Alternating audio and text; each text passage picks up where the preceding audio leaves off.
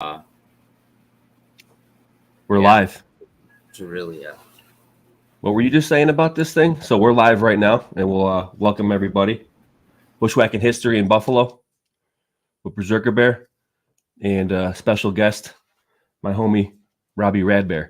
And we were just doing a little pre-gaming, going over sites that we can hit, and he has um, a proclivity to look into history, obviously about the native, because we need to bump up against the native history here. But your guy is Red Jacket, huh? So what were you just saying about this place? So again, we're not just doing old world history research here from behind the keyboard. We get out in field work and walk on what we research. And a lot of that is Aboriginal or native mounds. And Robbie's got some insight on that. So again, this show is going to be, we're going to go over the second half of the book, part 2. And I got Robbie here to help out and ladle some gravy while we do that. And he'll dip out every so often and come back in because he doesn't have, well, he's working on his connection. So as you just seen, he'll probably jump back in. So we will have that connectivity issue, but that's no big deal. We're hip firing here. So what I'll do when that happens is I'm going to have to run and gun.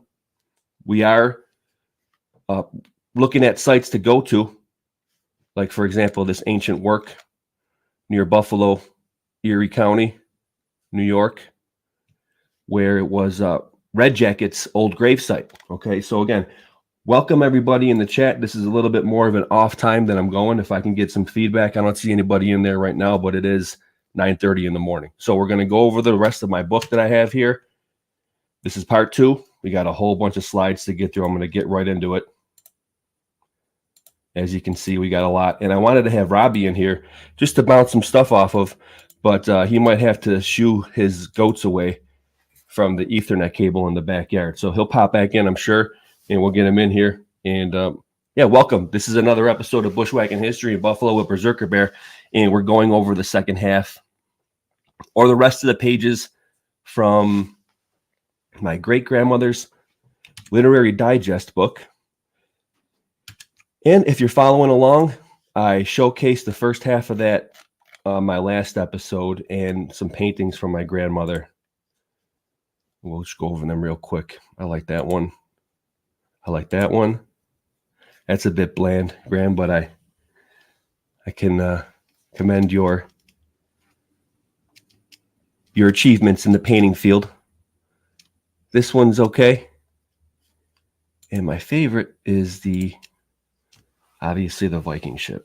So that was all addressed and showcased last episode. And I got some more gravy for you. Always Sleuthin did this the other day. This is right down the street from me. I've never seen this thing. I don't know what it is. Never really looked into it with more in depth, but it's been there my entire life. And I'll show it to you. Where is it at? So that's what you're going to see here, the rest of that book. And then when Robbie comes back in, we will ladle gravy on where we got places to go, like Aboriginal monuments. There's a lot of native mounds here in Buffalo, and I'll showcase some more stuff from my book that we use, Shadows of the Western Door. Where is that? Go to photos, dust. Stay on top of it. Okay, so this is Saturday morning live with Berserker Bear. Appreciate y'all being here. This is my book, Shadows of the Western Door, by author Mason Winfield, whom I've been in contact with a couple times. Had coffee with him, and he likes what I do. And obviously, I like his work. So we're pulling from one of his chapters in here called Chautauqua Vikings. We're going to use that, as well as Niagara Falls, because that's where we ended our pictures on.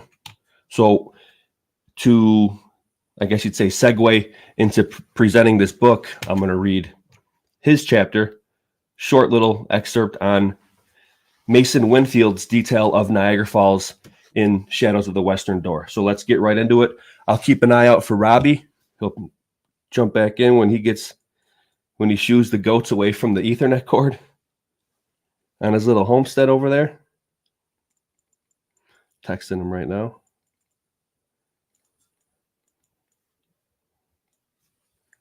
All right. Okay, so Niagara Falls. Iroquois shamans sacrificed food and goods here. The first whites who beheld it merely stood and gaped. Modern physics say anyone who listens long enough can hear ancient spirits clearly and well. In Six Nations folklore, the giant snake, we know of that from my Dragons episode, called the Oniare. The giant snake, their image of the earth force, by all accounts, figures prominently here. Coming to this epic countertemps with Hino, their thunder being. We also learn about Hino in my Dragons episode because he does battle with the lake serpent of Niagara River and the Great Lake system. Okay. And I did show footage of what might be a real animal that could have been mistaken for the Oniare back in the day. All right. So like all natural forces, fire, electricity, wind, this one can be negative too.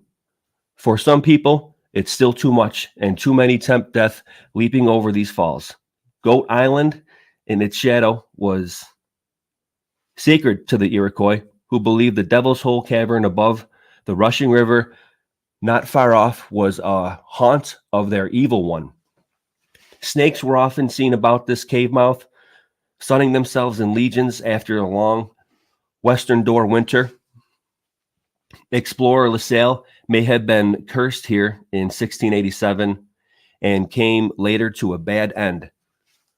2 detachments of British troops were massacred by the Iroquois in 1763. Freak accidents happen here, still with a depressing regularity. I can confirm that. You always hear about not even just Niagara Falls, but the gorge itself. There's accidents every year. Kids falling down the gorge, unfortunately. So, hey, good morning, Hall Longbear. How are you, brother? Good to see you. You on the road right now? Supplying America? There you go. Cruising and lurking. Love it. Good to see you. Good morning. God bless. Just doing a little bit of gravy ladling about Niagara Falls. I got confirmation that Robbie's trying to get back in. So take your time, brother. We'll be here for a little bit. I got a lot of pictures to do. And so if Robbie can't get back in, which I think he will, we're going to discuss places that we're going to be going sleuthing and field work at Aboriginal Native monuments. Again, that's a big major point of what Mason Winfield, again, the author of this book, Mason Winfield, is really big into the earthenworks around this area, Western Door, everything west of the Genesee River. I've discussed this before. I forget the name of the episodes, guys. Please forgive me. But we got a lot of gravy to ladle here, finishing up my grandma's book and things like this. Okay, so freak accidents do happen at the falls. Like I said, kids fall down, unfortunately. Even hikers, your average regular hiker, you misstep in certain places at the gorge, and it's unfortunately curtains. So throw some prayers up for the souls that have been lost at Niagara Falls. Okay, we've already mentioned the prominence of the Niagara Corridor, which is the Western Door, I believe, in the UFO cycle. Southern astrologer Steve Nelson points out that waterfalls were sacred all over the world. Natural energy transformers and images of the dissolving process in alchemy. They are purifying in emotional sense. One reason the falls are so traditional for lovers and newlyweds, their transforming energies can dissolve rigid patterns, either old patterns in the lover's relationship or old patterns of living apart. The mighty falls can be their new beginning. That's very interesting. That's why it's like the honeymoon capital of the world, I believe, Niagara Falls. Anyone who doubts the falls' mystic significance should only think of the famed harmonic convergence. Well, I should say, quote, harmonic convergence, unquote.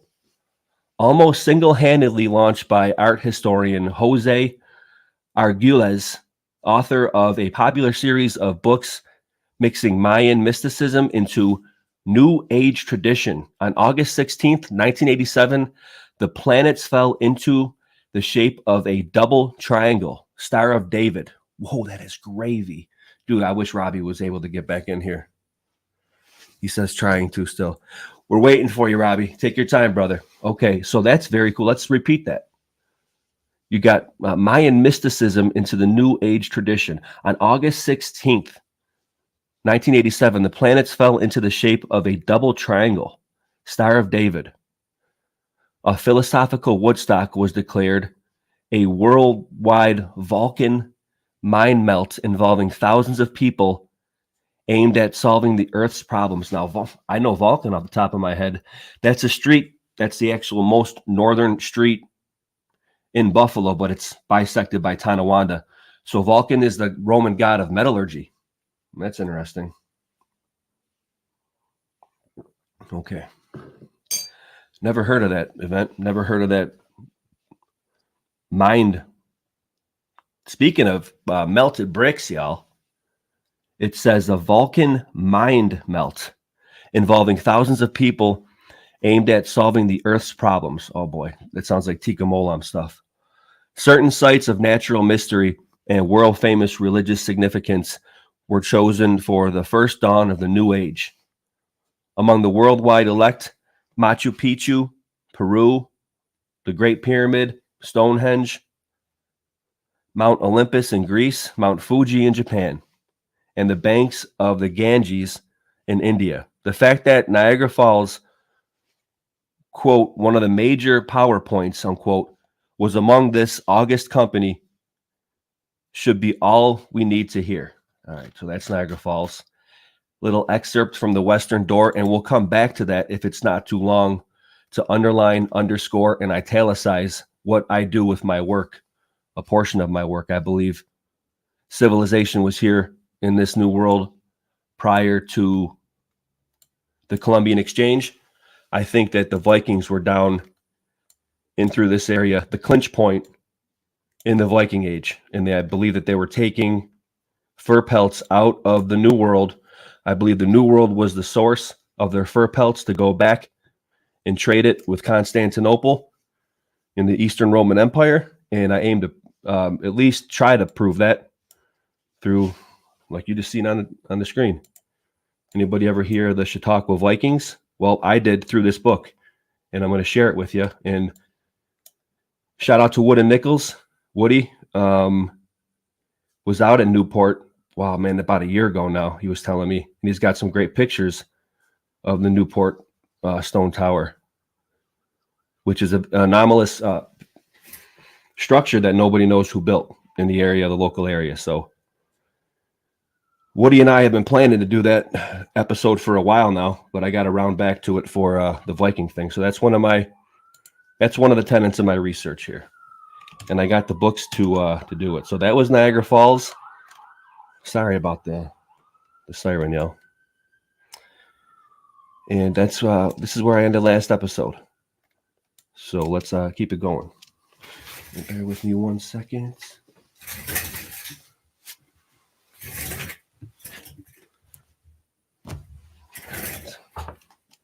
Okay, so welcome back, everyone. We're just going to continue on now with this cool book. So again, work that Robbie and I want to do at Niagara Falls is try to figure out why.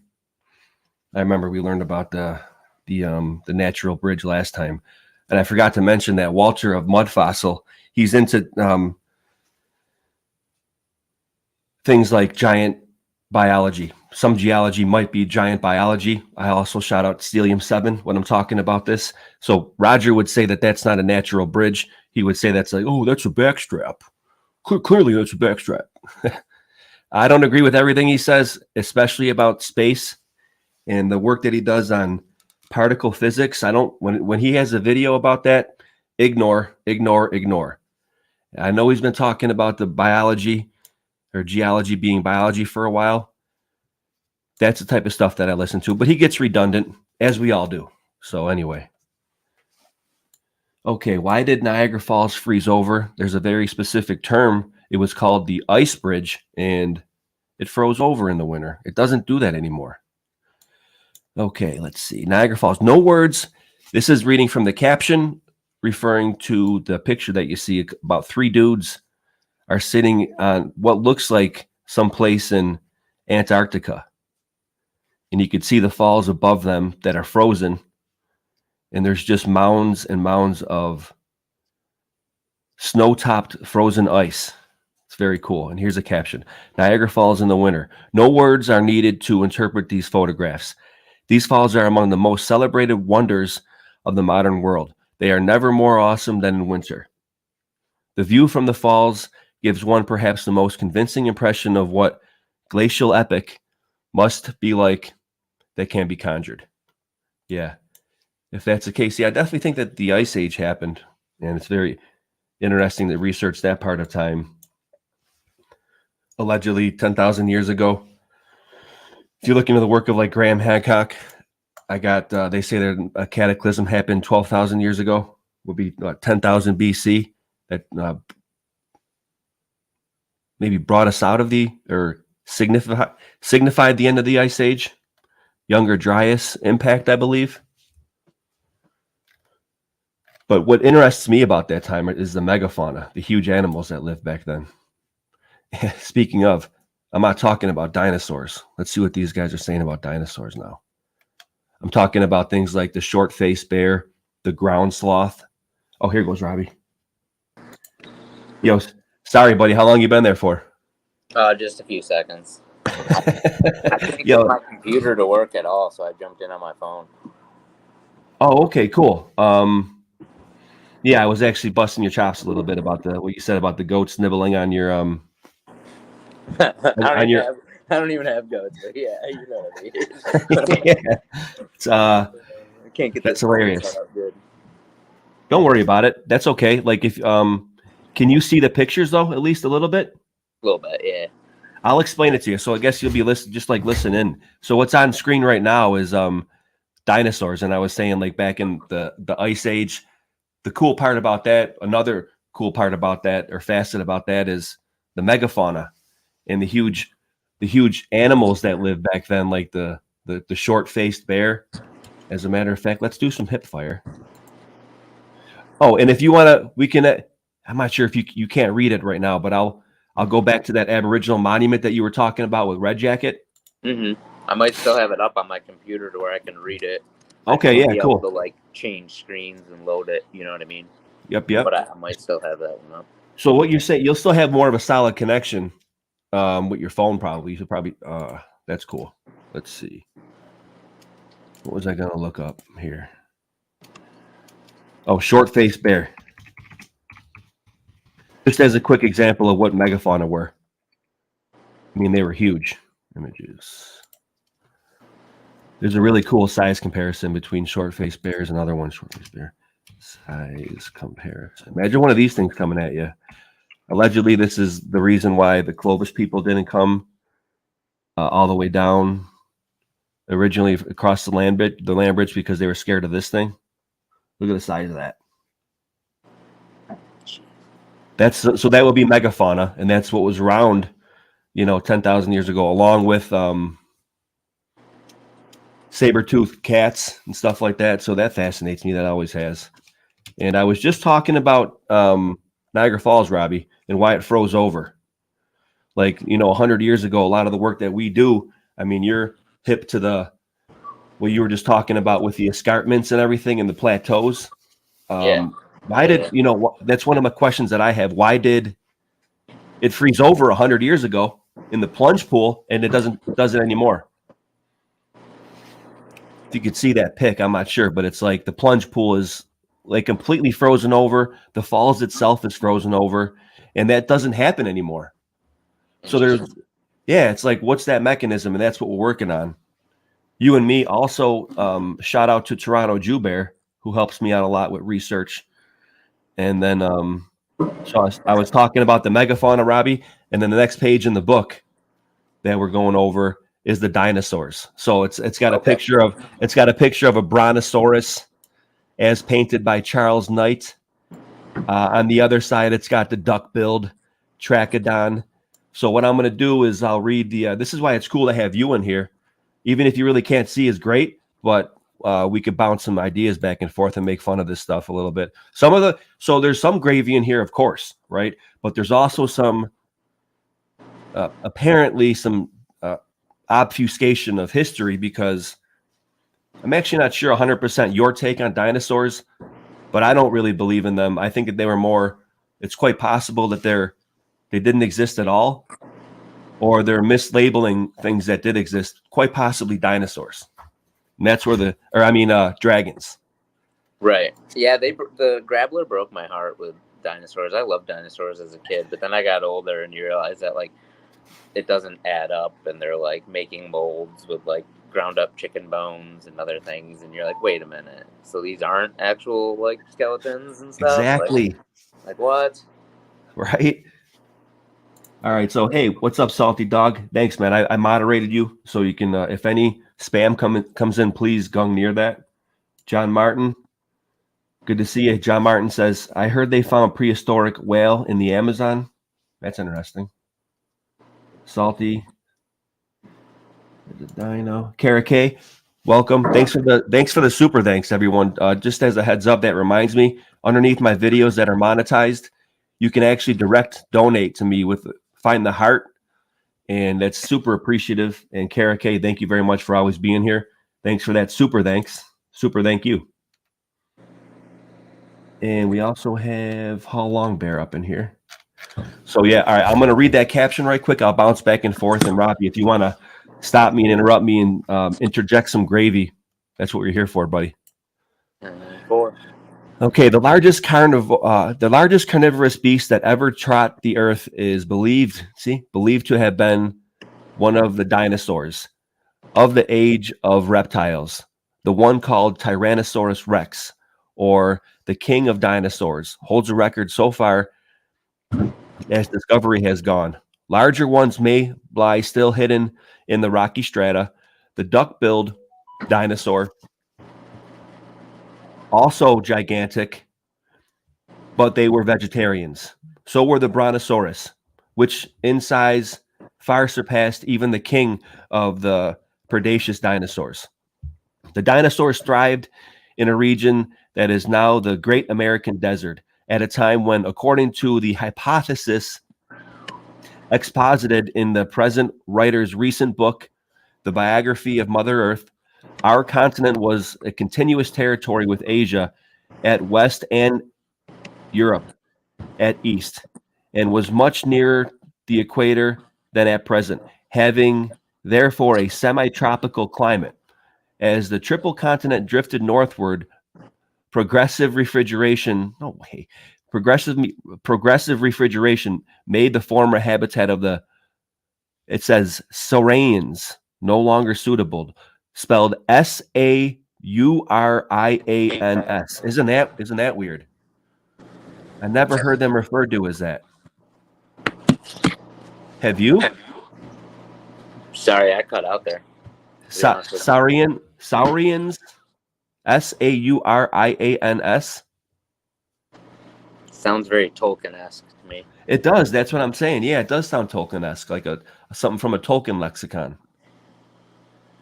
Okay, I never heard them. Okay, so I guess what was it? Yeah, me neither. I guess it was Pangea.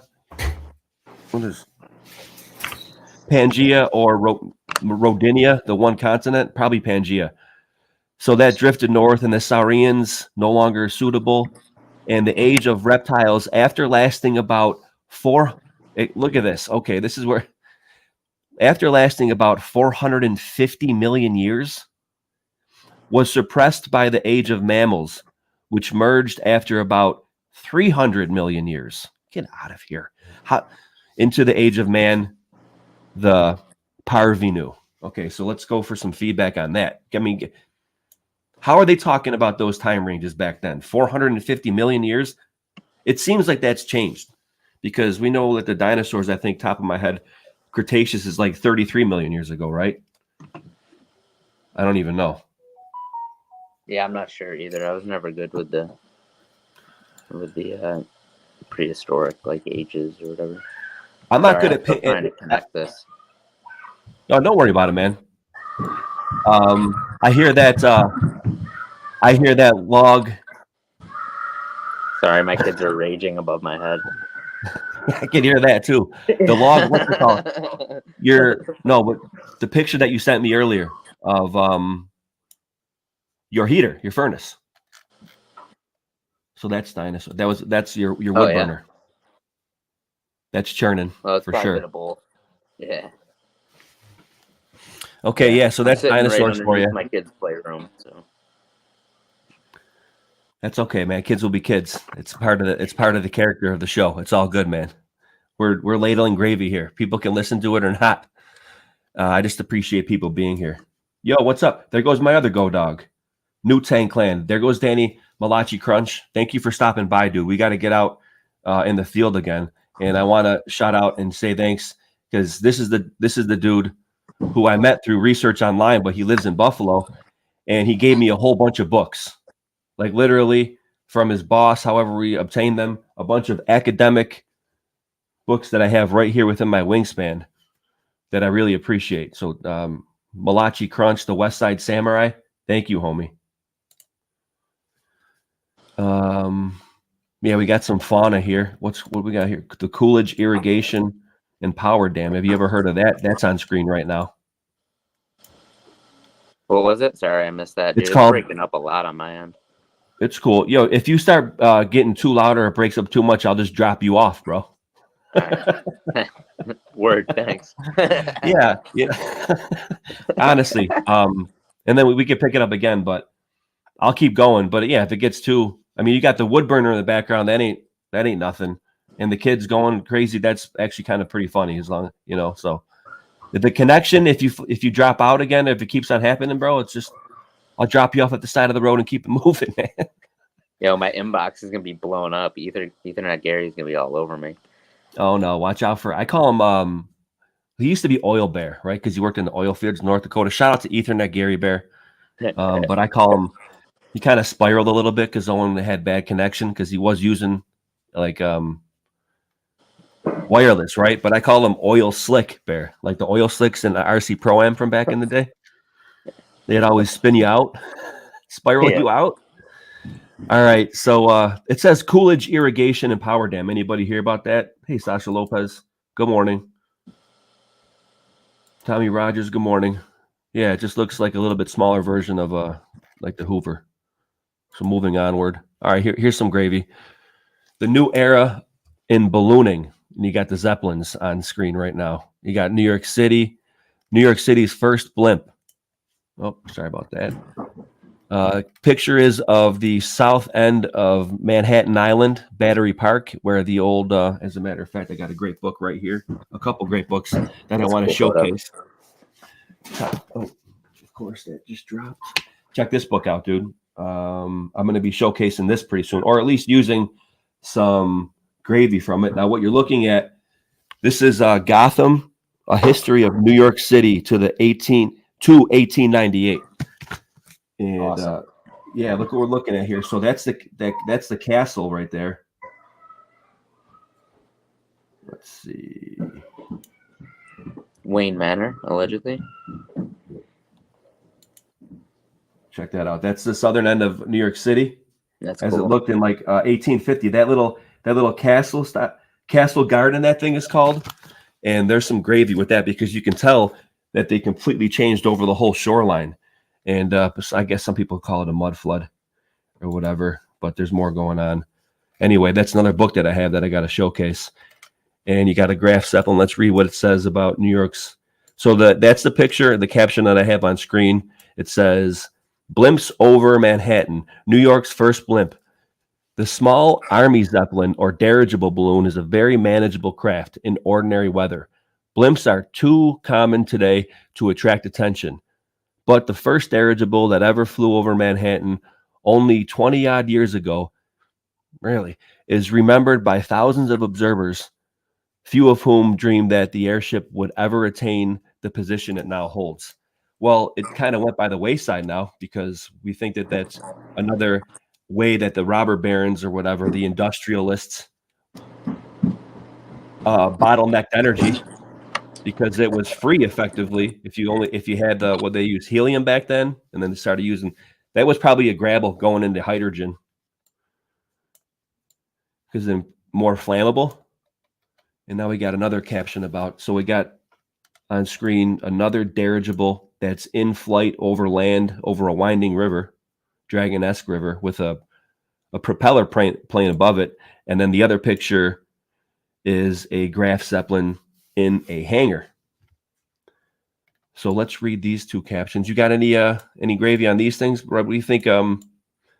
Why did they get rid of the dirigible narrative? Yeah, that one is one that fascinates me because, like we know, a lot of different ancient text and things of fantasy, like movies and animes and different things, all show like more prehistoric cultures with like all sorts of like balloon tech and like airships and stuff like that. So I think there's something to it. You know what I mean?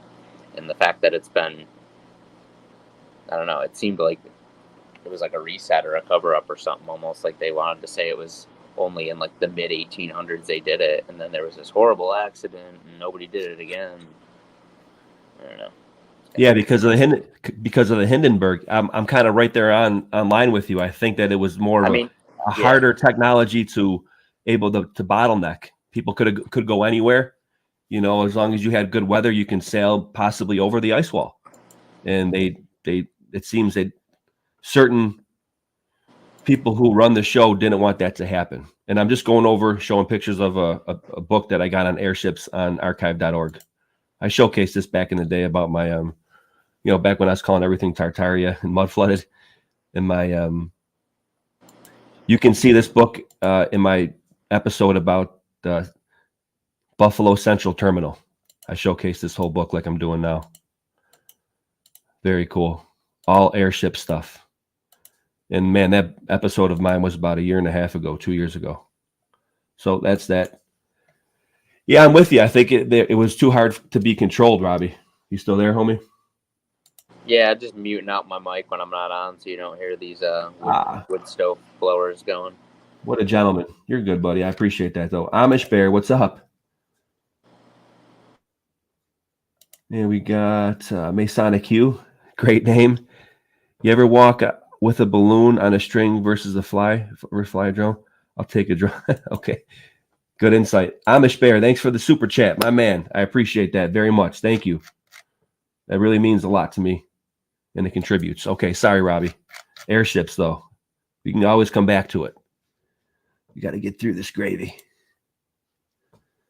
Next, okay, here goes some serious gravy. Now, I would like to point out a channel called Bill Miller Flip. Hey, Bill, if you're out there, shout out. Let's see here. Let's go. Bill Miller Flip. He does great work. He's really good at putting videos together. He's been around for a minute. I highly recommend checking out his work. He was doing his episode on the fire of Dublin, I believe, Dublin, Ireland, was great. And just when I pulled that picture up, it reminded me of his episode there that I just cited because of this thing, the English steam fire engine of 1880. Now, this is extreme gravy because I think that this was like dual purpose, or there was another mechanism for this, or heck, honestly, these might have even been Greek fire machines. Because when people say the fire of Chicago or the fire of Dublin, and it shows pictures of it, it's a very common theme in our research history. Maybe we can get some feedback from people in the chat on this one. The fires produce these pictures that looks like a bomb went off. And again, you have that even here in Buffalo with the War of 1812. There's some pictures of buildings that have had fires in them that look like a bomb went off. And then again, I cite Chicago fire. I think that these machines might have been powerfully knocking down the buildings with a jet of water possible, instead of putting out the fire that would cause destruction of these older buildings. I'm not going to say Tartarian architecture buildings. They just want to knock stuff down and get the land for cheaper, which is what the whole Riots a couple years ago were going. BLM also stands for the Bureau of Land Management. Keep that in mind. They were marking, they weren't tagging up buildings to for the narrative of BLM in the news. That was, I think, a narrative to obtain land for a cheaper thing, burn down the buildings or knock them down. I think they were doing the same thing back then. And those things could have been shooting Greek fire and starting the fires. And then you get control of the narrative. Whoever wins holds the pen. That's my opinion. And check out Bill Miller Flip. What do you think about what's up, buddy? I was going to say, on that note, when you first showed that picture, I believe you showed it before, but it instantly made me think when you started explaining your point on it. Have you ever read the book Fahrenheit 451? No, but I think they made a movie on it. I believe they did, yeah. I read it in I think it was 9th grade or something in school. An amazing book, and the firefighters in it are actually they actually start the fires instead, and it comes down to censorship and other stuff like that. Oh, is that what people have books that have been banned and other stuff like that, in their home and other sensitive materials? They literally go in, get the people out, some SWAT kind of operation-esque thing, and take the people, the animals out, and then torch the house. I talked about that episode. Yeah. Philip Druzinin, the guy who I just had a chat with, shout out to Philip Druzinin. He and I actually went over that. I never watched the movie, actually. I'm glad you reminded me, but we did showcase that because Phil wanted to show it and how they were burning books and the actual firefighters were causing the fire. Yeah, just keep that in mind. Now, read that book, dude. Really good book. Excellent, dude. Thanks for that, dude, and thanks for the reminder. Because I think that these things were dual purpose, and they were able to spout out fire and water at high speeds, jet monitors and the whole cannonball thing. Of course they can shoot cannonballs out of it, but why do they have to seal the back of them? It looks like they were actually nozzles at one time, shooting water out, right? I've talked about that before. And right, or where you'd have a fitting to a port or to a gas line or a water line or right. Like this, what that dude holding in his hand effectively is a smaller version of a cannon. Right. Yeah, and they use that in that book, hydraulic water mining. I believe in the book they use a flamethrower to ignite them. It's almost like that, like a truck mounted instead of water cannon, truck mounted flamethrower essentially. Dude, that's the kind of gravy that I'm talking about that I wanted to get into. I'm so glad that were able to come on, dude. So I'm going to read the caption for that. So it says the English steam fire engine of 1880.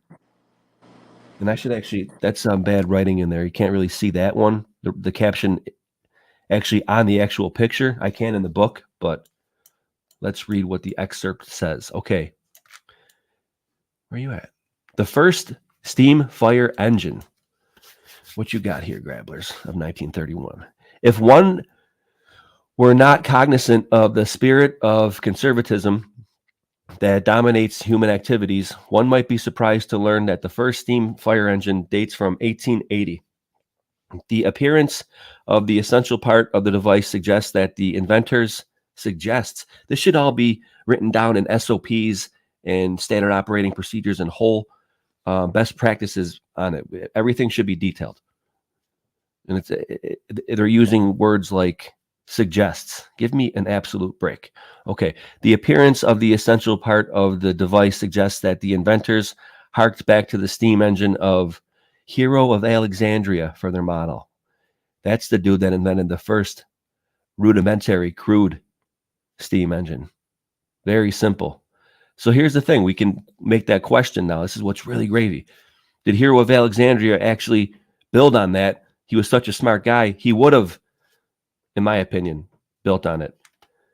Anyway, not so bad an idea at that, for the steam kettle of Hero was reputed to do rather remarkable things, like opening and closing doors in the temples and otherwise abiding the priests to perform their necromancies. How gravy is that? I've seen a History Channel about that, how they would lower an apparition into these caves and they were releasing the natural vapors of the cave itself that would disillusion somebody to make them think like they were really seeing an apparition. Dude, they were grabblers. There's grabblers now. They were grabblers, ancient grabblers back then, ancient psyops. And this is actually detailed that Hero did use that in more applications, but I think they probably did build on that more and probably hid the applications of it. Who knows? That's just conjecture, though. After Greek civilization waned, many centuries elapsed before anyone duplicated Hero's feat. Yeah. And no advance beyond it was made until the 18th century, the time of Newcomen and Watt. What do you say to that, Robbie? And then we got the dynamos. Want to talk about dynamos? Okay, there's gravy. Yeah, Hero of Alexandria, the steam engine that they say that he put together is really rudimentary. And I remember that from obviously like a History Channel episode back in the day. I often cite History Channel and Discovery, but they're obfuscated venues as well. I was thinking when you read that part about Alexandria and how rudimentary the steam engine was, the pump and everything, might even be a clue of as to some of the grabblers that sacked Alexandria and where some of that knowledge went. That's what I'm saying. Exactly. So that just pretty much you hit on exactly what I'm thinking is going on. They kind of hit it, this is stuff is for we, not thee type of aristocratic look at things, but this is what they say was his original invention and the look of it. And this thing spun around because they had two pipes going out of it, each in opposite direction to make it spin. And a great mind like that, and like they say that he is, I think would other people also would take it and use it for other stuff other than just like trying to swindle people for religious means. You know what I mean? It's like it doesn't make sense that they were just using it for that, in my opinion. So that's the kind of stuff that we're going to be detailing here. Let's go back into the chat and say what's up. Isabella Live 2.0, good to see you. You're always stopping by. I appreciate that. Slow Burn 1, good morning. Can of Dummy always ladling gravy. The bricks are reused. Thanks. Yeah, please hit the thumbs up. That works a lot too. Newtang Clan. All right, so back to the gravy. See how long? I mean, we're only on page. Yeah, we can get through it. We might. And then we'll talk a little bit of gravy where we're going to go next, Robbie. All right. Sorry, I'm okay. Stoking the wood stove.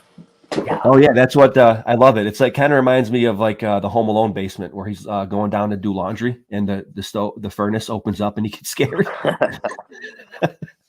Yeah, raw. Yeah. Yep. Okay, so look at this behemoth. It was a fan. Now this is this looks like for people who are just listening in. If you are, I appreciate that too. Podcast form, but you're going to want to watch this one. It's just a massive looking machine that's got tubes and flywheels connected together. It's courtesy of General Electric, water-driven dynamos at Spokane, Washington. We got clouds and rain. I went over that before. What does it say about the dynamo? Does it just have a picture of the dynamo and no excerpt about it? That would be kind of weird. Father of dynamo. Okay, here we go. Yeah, we go. We got the father of dynamos is a picture of an apparatus that just looks like what does that look like to you, Robbie? Like two wheels inside of almost like a bar stool seat, like what's underneath a bar stool, the supports on a bar stool, and it's called the Father of Dynamos. Now let's read that excerpt. We do have it. It's very short. The evolution of the dynamo. Wheatstone's original dynamo, a laboratory toy worked by hand, and the dynamo was in the powerhouse at Spokane, Washington, operated by water power. Okay, so it's a scaled down version showing the actual process of how they work. Okay. Only about half a century between them, but what a contrast. Yeah, okay, so it's showing that this is effectively performing the same principle of mechanics, deriving spin, and you can derive energy off of that. In this case, it was manually done. In this case, it's being done on a large scale, and it's not being manually done by a human. The water is doing it, and then you can derive energy from that. Effectively, that's what they're saying the dynamos are. How cool. Isabella, Yeah, on that. thank you for the super chat with the funny money. That's a joke. We love Canada. God bless. Thank you. Means a lot. Go ahead, I was Robbie. gonna Sorry. say, no, you're good, man. No, you got to throw the gratitude out there, for sure.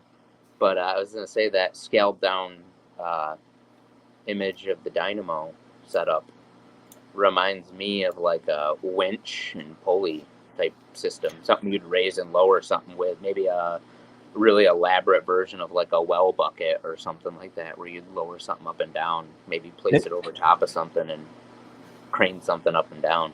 Block and tackle. Yeah. Boom. Yeah, there you go. And I like it. Just with that, you seen that and derived an idea. Somebody would see this back in the day and derive another idea off of it. You know what I mean? Just to say that they're like, oh, let's swindle people and make an apparition appear in a cave when people are really high off the fumes. Other people think in a benevolent sense by default. You know what I mean? It's weird. That's a great point, Robbie. And then Great they point. stole all their copper after they were all delusional. Yeah, they charged for it. You'll be able to see Inanna, or ISIS. Get out of here. And no, we're joking, obviously, but look how cool this is. You got the talus. I think that I'm on the level of like these things, these mountains, and we're not going to get in this. We got a lot more pages to go through. Trees, man, trees ring out to me. I think that they're ancient trees, giant trees. We got some more gravy to ladle on that one, though. Moving right along. Here goes the gravy. All right, now where's that one picture that I had up? This is the last page in the book, and it shows all the chart shows a glance the routes of the 15 most famous flights by airplane or dirigible, which is an airship, from the first transatlantic hop by Alcock and Brown to the historic nonstop flight over the Pacific by Herndon and Pangborn. 5 of the 15 have crossed the mysterious international date line shown on the chart, where you suddenly lose a whole day. Really? Where you suddenly lose a whole day when going west, or gain a whole day when coming east. That's what it says for that picture.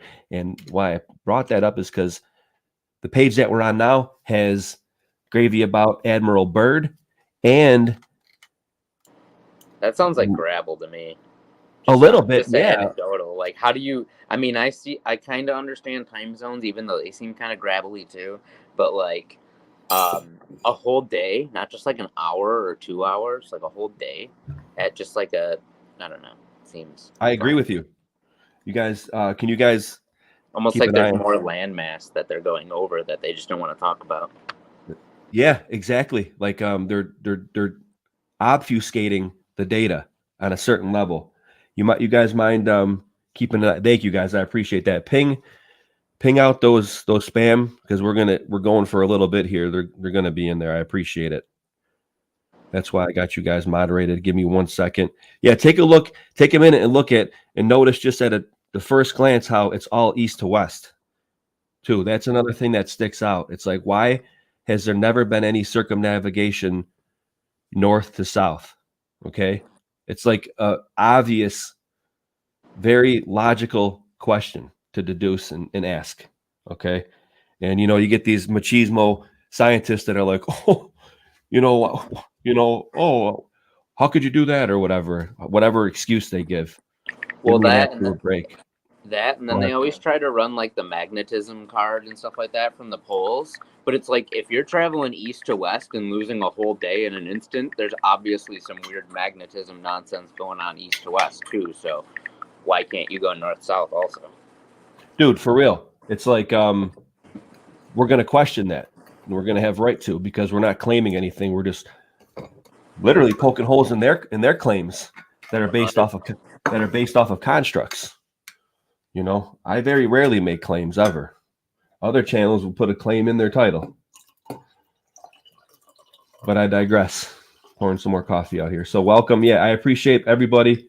Unfortunately, I guess you'd say when you're over the target, you get the flack. So please be vigilant for the spam because that does help.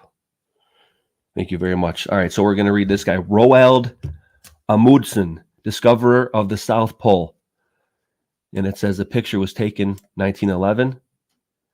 What a legend, huh? And let's read that excerpt. Amundsen conquers the Antarctic. The South Pole was first reached by Captain Roald Amundsen of Norway. There we go. Skull Viking mocked. Accompanied by 4 of his countrymen, December 14th, 1911, he found the polar region a high plateau, the highest point in the realm, allegedly, 10,000 feet above sea level. Mountains with peaks 15,000 feet high guard the pole. The heroic but ill-fated Scot reached the pole only to learn that Amundsen had preceded him. Admiral Byrd flew over the South Pole from Little America, which he said that has more landmass than the continental United States. Quoted from him, Admiral Byrd flew over the South Pole from Little America as he had previously flown over the North Pole. He alone has been at both top and bottom of the world. That's why he's revered as being so significant. But we got dudes like this also, who's shout out to my Norwegian heritage, which I just detailed last episode. On record, it's in the blood, and 1% is 100% with the Berserk. You got other people too, but Bird, who's on screen right now, look how young he looks there. He went to the North and South Pole, and that's why he's revered, because he went both to the top of the world and the bottom of the world, allegedly. But, keeping in mind that we're questioning mainstream stuff here, that's why I got this thing out, and you can see it in my background. Thanks, Toronto Jew Bear, for sending me that one. I appreciate it, brother. But the Gleason map, I think it's more like this. Now, the whole entire system could be spherical. We've talked about that before with the shape of the realm and the firmament and the underworld, but it does appear that the land, the terra, and the water that we are on, that we reside on as human beings in this realm, certainly appears flat as a chessboard. So that's why this dude's a legend. Admiral Byrd, huh? Let's read these excerpts right quick. All right. The North Polar Flight of Admiral Byrd. And you can see it right here on that map that I got of famous flights. Number 2, you go down to I guess you'd call it the legend. Number 2 is Byrd. Let's read about it. North Polar Flight. The feat of flying to the North Pole and returning to a land base without accident was an accomplishment not soon to be forgotten. It was a performance calling for courage of the highest order, considering what must almost inevitably have been the consequence of a misbehaving motor, possibility always, even if not a probability. The contrast between the air method and the surface journey of Peary and his companions, the only persons to reach the pole before 1909, illustrates strikingly the scientific progress of the early 20th century. Yeah, that's true, unless you were holding it all in and then you released it. Admiral Byrd's icebreaker. The ship that carried Admiral Byrd expedition to the Antarctic is not in itself a marvel, though a very interesting craft. But it becomes marvelous in view of its share in making history.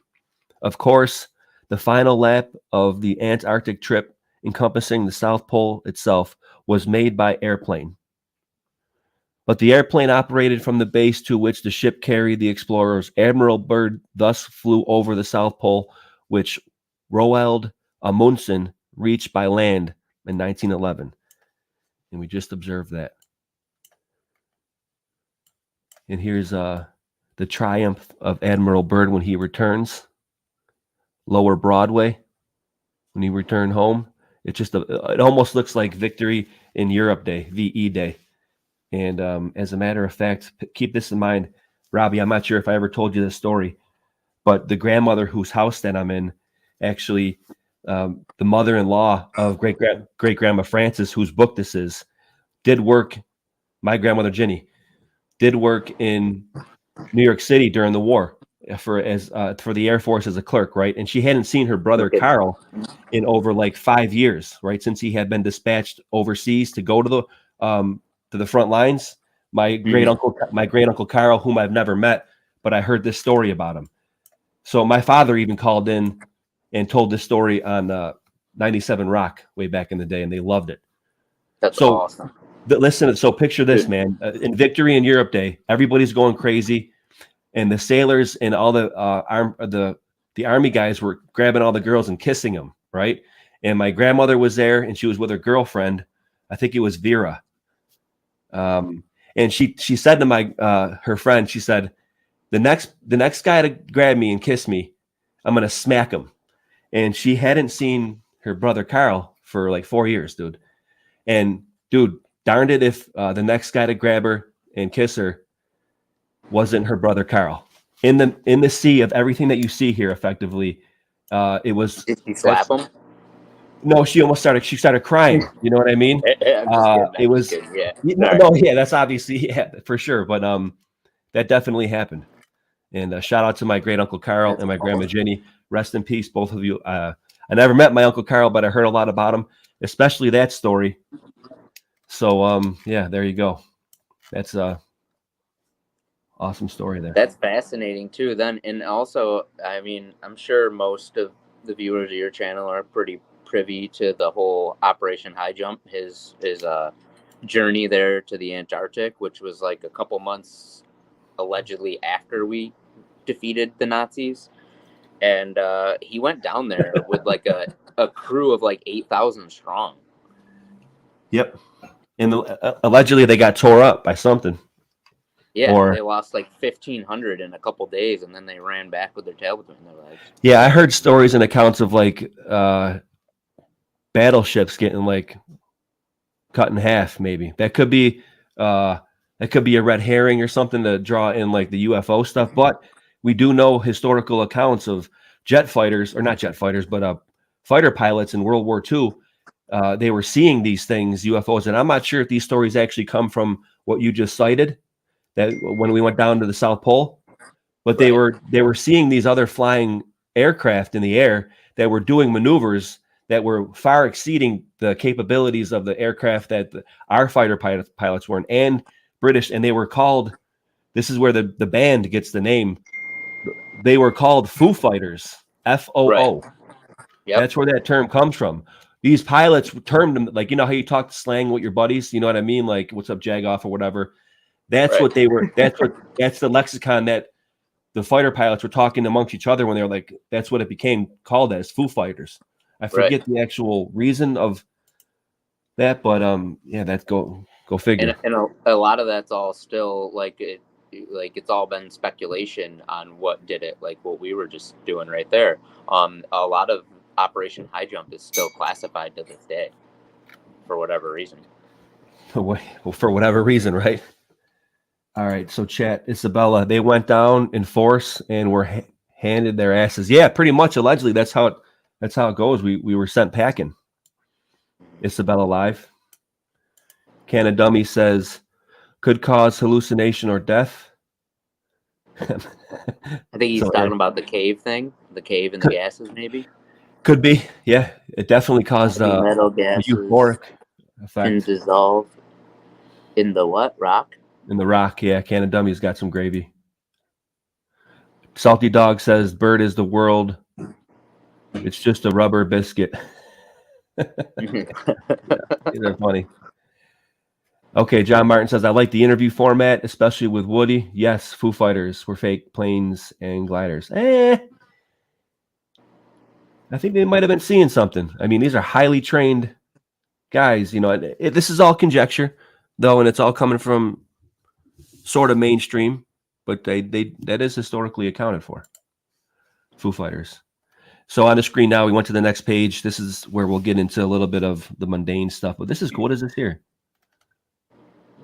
It's weaving. So modern weaving, the early cotton gin, stuff like that. I'll slowly just peruse over stuff that. So if you are interested in this, you can pause it. We're gonna go Yeah, we're getting a little. Well, we're not getting long in the tooth here.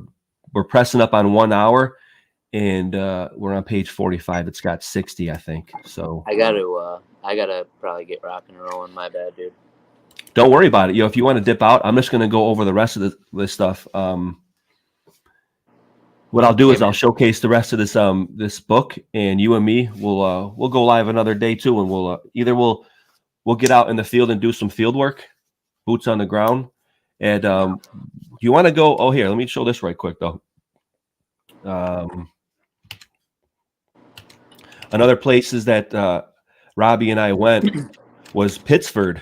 Was that real cool place that looked like the Lord of the Rings, an old section of the Erie Canal. And not only does this book have gravy on Chautauqua Vikings and Niagara Falls and all that stuff and other places, but I never knew, even before we went there, Robbie, I didn't know that this place it says, okay, look at what's on screen now. This is what we got to do. Pittsford's mysterious tunnels. No one alive has entered them yet, though we do not doubt that they are there. We know of no sure entrances, though one is rumored beneath a legendary troubled house. They were almost certainly not man-made, but who can say? Though several high school classes have made it their very public project in the last few decades, this long-standing mystery is no closer to being solved. Looks like we gotta do that, Robbie, because we were there before, and this is what we do. So again, my go more dog research on those for sure. Try to find that house. Hopefully and the Aboriginal. Yes, and the Aboriginal. Yeah, anybody want to buy it for us? Well, or I would say maybe we could get in there for like a tour. Like, oh, I'm interested in buying this house. Oh, geez. Add it to the list, man. There's so much stuff to sleuth. So again, Robbie, thanks for stopping in, dude. And man. We got more work to do on these Aboriginal monuments, of course, dude. God bless, brother. I'll hit you up. I'll give you a call later. All right. Yeah. Take care, everyone. Thanks for having me, man. No doubt. Thank you, bro. Okay, so that was Robbie Radbear, and now we're going to get back to sharing the rest of this book. Good to see everybody. Isabella Live says, corrector, salty, false fighters. From the French, false fighter, Foo Fighters. Ooh, okay. Yeah, but that doesn't mean that the actual story itself was false. Maybe they were calling it false in the context of what they were talking about. They weren't believing it or something. But that's gravy right there. Okay, so back to the script, y'all. Let's get through it. What I'm going to do now is just slowly peruse over, unless I see something extreme gravy, I'll peruse over each one slowly. So those who are interested in pausing and reading, feel free. Mis datos son tus datos. My data is your data. You got the steam locomotive, Royal George locomotive. These are all derivatives of steam and effectively from the proto hero of Alexandria steam engine. All different applications. And was there some obfuscation of history? Were they used to throw Greek fire, which is what I suspect? That's possible. And maybe I'll do a Greek fire episode number 2. Deep dives are extremely time consuming, though, with the research, especially if you're OCD. Oh, Sasha, open. Sorry. Then, yeah, then you culminate into the Iron Horse, the locomotive of the 20th century. This looks like a donkey engine, the rocket. It's called the locomotive donkey engine, or it's called the rocket. The donkey engine reminds me of, let's do this hip fire right quick. I can't stop myself from doing the hip fire. The donkey engine reminds me of a movie, and I always like to give movie references and suggestions. Donkey engine reminds me of this movie. You know what? Let's go full screen, y'all. How's that? Quest frog. Anyone from Australia here? We gotta stay away from frog dreamings in the wild.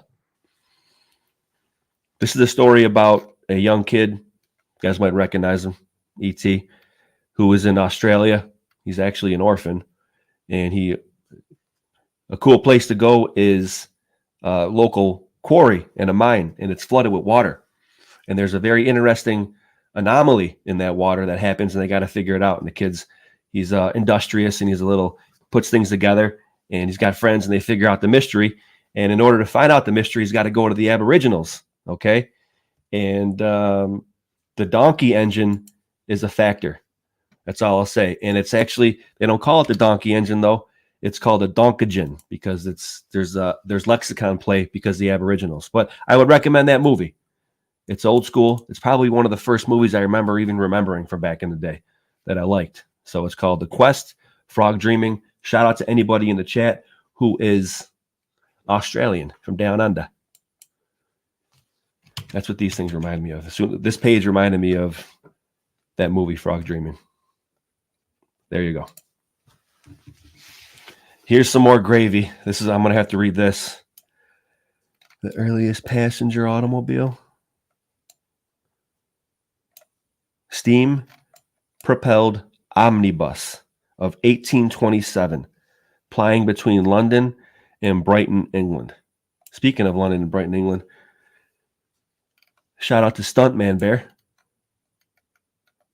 I'll be talking to him this Monday, or at least the Bear Banter for the Bears out there in the chat. I'll be on Bear Banter with the Irish Bears this Monday. Chimneys for motor cars. What? Let's read this. When the automobile was first used in England about a century ago, the horseless vehicle were provided with chimneys or smokestacks, similar to those used on the railway locomotives developed at the time. This was natural enough as both types of vehicles were propelled by steam. Yep. The production of which called for the burning of relatively large quantities of coal or wood.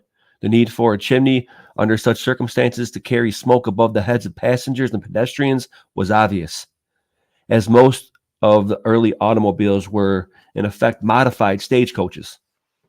Another version of the steam engine, effectively, just a different application of the steam engine. The smokestack was a rather long and conspicuous affair. A little bit dirty, too. What the real gravy is the topsy-turvy train. Look at what's on screen right now, called the newest rail plane. What? So you have a picture on screen right now of the overhead railroad in Berlin.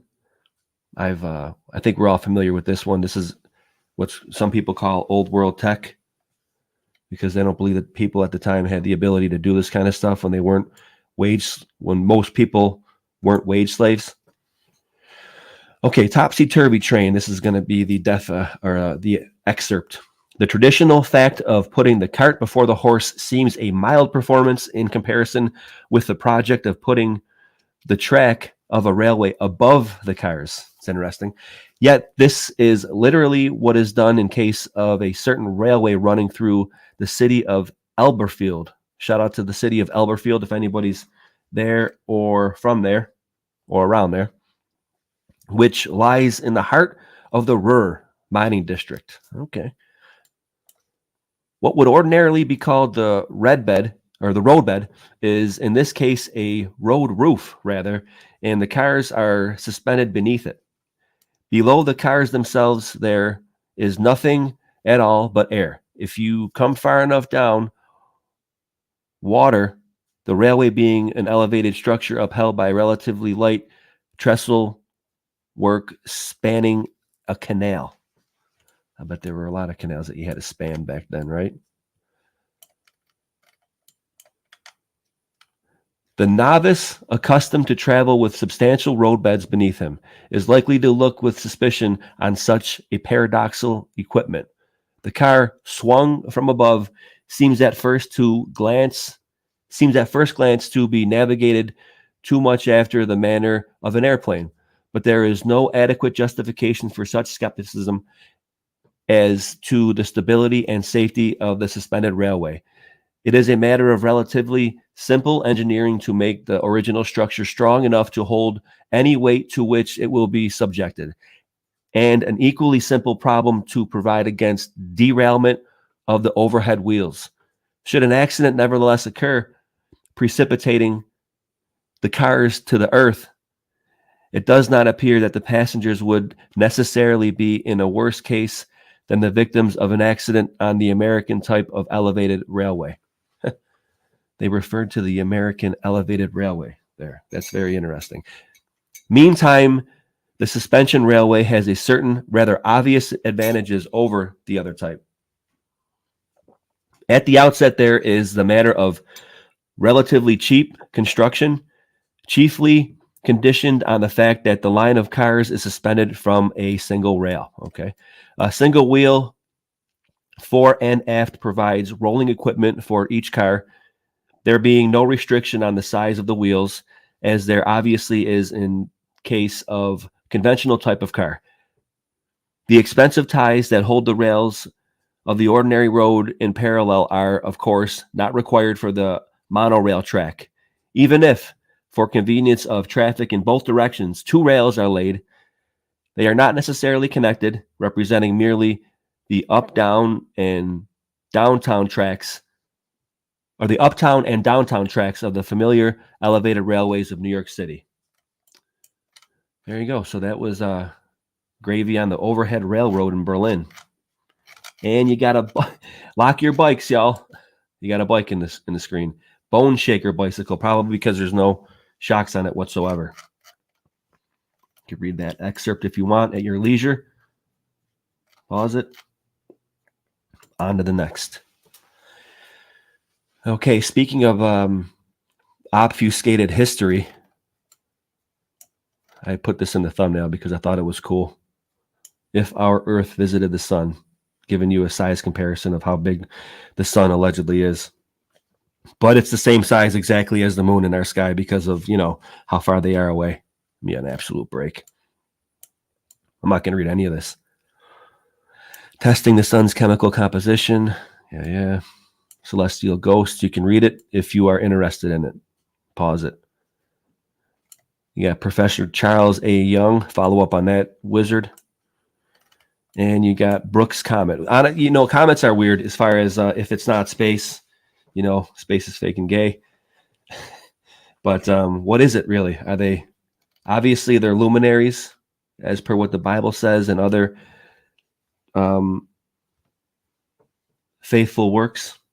But comets are interesting. And they always do seem to be harbingers of doom or things to happen in the future that aren't necessarily too good. So that's why they're very significant. And they appear for, days on end. They're not like a meteor or an asteroid that you can see shooting through the sky like a shooting star. What really are comets? Aside, astronomers will say that they're dirty snowballs because they're frozen chunks of rock and dust, space dust. Shout out to Dustin, my name. Another application of the word. But they call astronomers call look at that, lava needles and yellow. We'll read that. On picture right now is the lava needles in Yellowstone Park. But yeah, astronomers call comets dirty snowballs because ice, rock, it's a mix of all of them. And the coma that comes off of them, or the aura, the cloud that comes off of them, is because when they get closer to the sun, that ice and the snow start to melt and form a almost like a cocoon of dust around it. That's what they say. Isabella says, looks more like a velocipede. The EI. Salty Dog says, spoonful of hogwash makes the medicine go down. Omnibus, great name. Yeah, I agree. I like that name. I fancy myself a little bit of a wordsmith, Compliments to a great teacher that I had. Shout out to Mr. Felges, if you're still around. He's the reason why I like words and a big part of me getting into the movie direction, not just watching movies, but like the behind the scenes on it. Anyway, okay. On screen, look at these things. Allegedly, well, if anybody's been into Yellowstone Park, I have not. These needles, though, are what they're calling to be lava. Again, it's all lava, or per geology, per your heliocentric model, guys. Every formation effectively that you see from mountains to these needles things, it's from magma under the Earth's crust, and the crust compacting together and everything. I mean, it just sounds so crazy to me right now that I believe that for so long, and they never showed us anything different. That's another thing that I feel duped about. They could have gave us the two, creation, and without promoting the whole religious dogmatic sense, they could have at least gave us the other option, and we weren't given that. So moving along. Okay, lava needles in Yellowstone Park. The needles are the eroded tops of veins of lava injected from the depths of the earth. They can just come up with anything. The horizontal strata through which the lava, then in molten condition, was injected are of less resistant material, so part of their substance has worn away. Okay. Under action of the elements and the needle-like cones of lava remain. The view as a whole furnishes an impressive lesson in geology. Yeah. Honestly, I have no take on what these might be other than that. I mean, that certainly could be the case because we know that there is lava, but incorporating other disciplines now, like what I said, like what Roger does, what Stellium-7 does. I'm not saying that these are biological things, but just don't throw it off the table. And when they present, oh, it's all lava, and someone laughs at you for thinking differently, that's like no pass go anymore, guys. This sentiment and this different research that we're doing, it's never going to stop, but it's really a slow-moving juggernaut, okay? Like a locomotive. I know we want everybody to be privy to this information like yesterday, but it's not going to happen like that. So strap in and work on your attrition attributes because we're going to need it. And just keep your heads up and your faith up.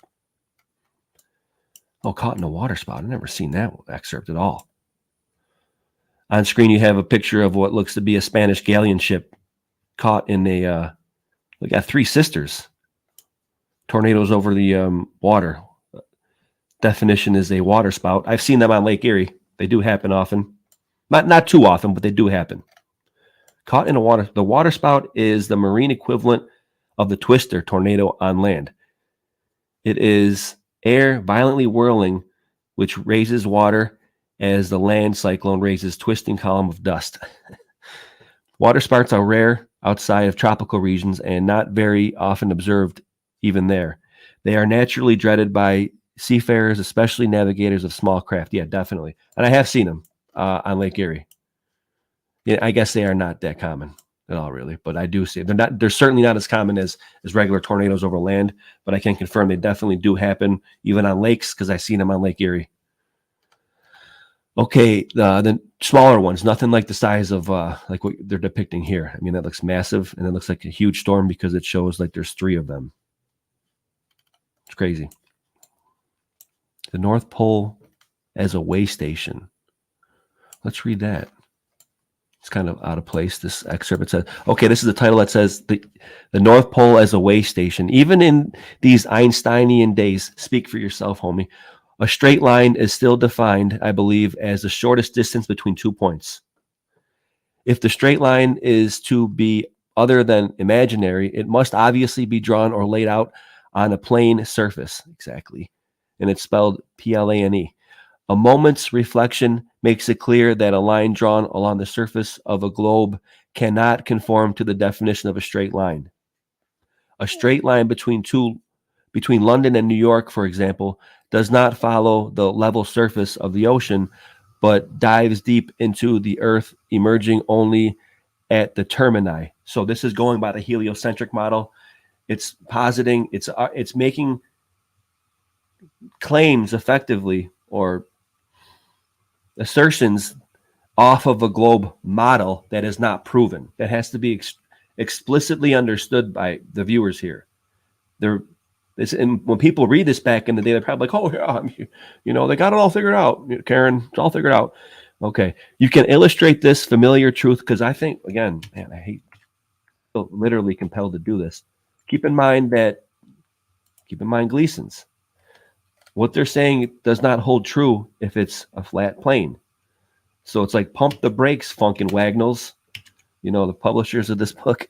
You can illustrate this familiar truth very tangibly by letting an orange represent the earth and puncturing it with a hat pin, a knitting needle. This is almost type of a form of it's telling you to do something and engage in what they are purporting to be as truth.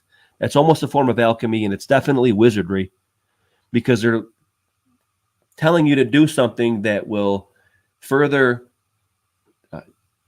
underscore what they're saying, if you dig. Okay, use an orange, puncture it. Yeah, we all get the what they're trying to say. You may also perform certain other experiments that will demonstrate another practical truth that is enormously important for navigators, with the import of which you may or may not be familiar. I have in mind the demonstration that a line drawn along a great circle called a geodesic. That's what got me banned from the Bears back in the day. I got it in my book right here, actually, basics. There you go. Great circle. And they are defined in this book that I have. Back when I was a space nut. Got them all, guys. Got them all. Got them all. Shout out to In a Yurt with Books. We got to go over these, buddy. Bing, bing. Write them all. Write them all. So geodesics are defined in these books that I have. That's what these wizards use to say how to draw a straight line on a globe. I was gonna literally toss these all out, but I figured use them as reference. Here goes another cool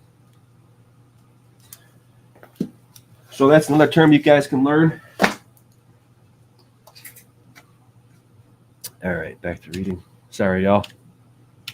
Such is the case with Hipfire, trying to poke holes in these wizard stories. All right, I'm not going to even read any more of that.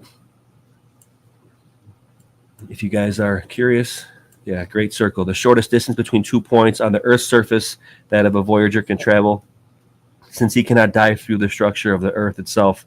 Thus, the short route between Europe and Japan would cross the polar region. They're trying to back up their heliocentric model with BS. I shout out to you know what, you guys want to go see experiments that are done to actually prove that the Terra at least is flat? Taboo. Shout out to Taboo Conspiracy. This guy does real world, repeatable, demonstrable examples of doing lasers over flat land, and if it's flat here, it's flat everywhere. That's one of his mottos. Check him out, and also check out, obviously, Keeping the Rabbit Hole. These guys are OGs when it comes to at least proving that the heliocentric globe model is BS. Okay, you can scoff us off and laugh at us all you want, mainstream, but we're coming for you. Professionally speaking, we're coming for you. So get familiar. All right. Mountains of Marble. What's going on here? I'm just, for people that are listening, I'm just hitting next, flipping the page and seeing what's cool, showing the pictures. If I want to read the excerpt, I will, and hopping back in the chat. Margaret Walter, good to see you. Baloney, but useful for education. Baloney, I like that. Like what, long in the tooth? Yeah, I appreciate that. That's okay. I'm showcasing my information that I feel compelled to. This is my old book for my great-grandmother. I hope you appreciate it, but I also have said that it's a little monotonous. I would at least think that you're learning something when you come to my channel. Every episode, one of my goals is that my viewers, whoever listens, you at least learn something new. That's it. And of course, I appreciate and expect constructive criticism. I even expect the ball breaking, because I'll give it back. Craters along oblong. Yeah, I'll zoom in, and I want to get through this. Robbie was here earlier. I'll go back on with him live. We'll do some more sleuthing and field work. Again, more dinosaur stuff. The modern. Oh, here we go. Aqueducts. Where's a picture of an aqueduct? Here we go. On picture right now, on screen, there is what looks to be like some terraforming going on with a tube sticking out on like a berm or an embankment that goes off into the distance, and it looks like it's on a pretty big scale. And it says the caption is "Dead Man Siphon on Los Angeles Aqueduct." This book is circa 1931. This is a major construction going on. Let's read the excerpt. Aqueducts are a prime essential of all cities, ancient no less than modern. Yeah, but that's the infrastructure that I think is indicative, that shows, even here in Buffalo, that there probably were ancient civilizations here prior to the Columbian Exchange. There you go. The quote, "Dead Man Siphon," unquote, on a Los Angeles aqueduct pipe illustrates the modern method of carrying the water across uneven territory. There you go. So underground culverts. In a closed tube, water, of course, flows uphill as readily as down, if not required to rise above the source. There you go. As long as the source is higher than wherever the water is flowing below it, it will go uphill and over that obstacle as long as the hill is no higher than the source. We know that. Water pressure. And then we got dinosaurs on the same page. It's kind of weird, but whatever. Like fake looking dinosaurs, 3-horned monster, Triceratops.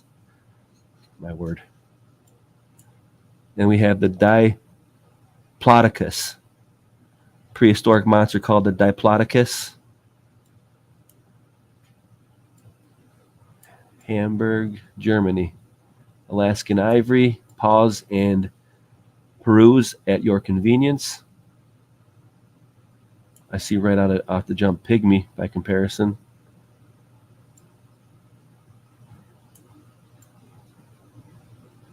And then you got a shipment of African ivory. Wonder how that was obtained. Probably illegally. Probably through poaching. Goodness.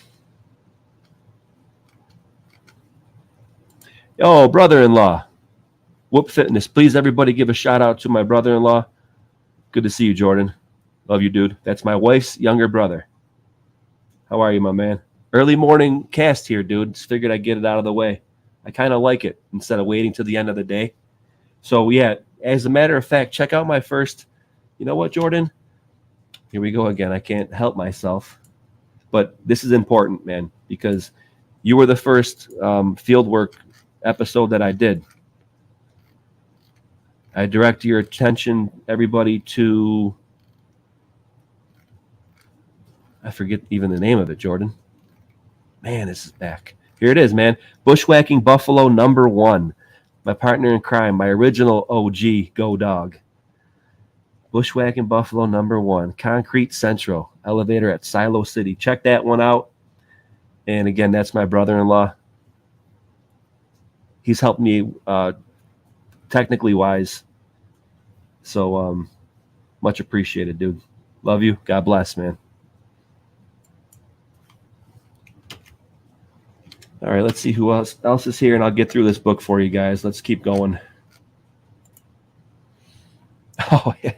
It's not a bear on rollerblades, which is a common trope in the bear community and Beartaria, and make fun of anybody who rollerblades, right? And me being a bear, I'm OG bear, Berserker bear. I do rollerblade, and I'm pretty good at it. So, again, with ball breaking, I'll take it, and I'll dish it, because, look, we got a bear on roller skates. How awesome is that? So, okay, pause and read at your leisure. I got good enough quality on these, and I'll come back and say what's up in the chat. A decimal in every yard. I got a good homesteading book, too. I'll be showcasing that eventually down the road. Look at this. That is not safe at all. Elephants are among the most dangerous animals in Africa, with hippos. A raging elephant, you're not going to stop.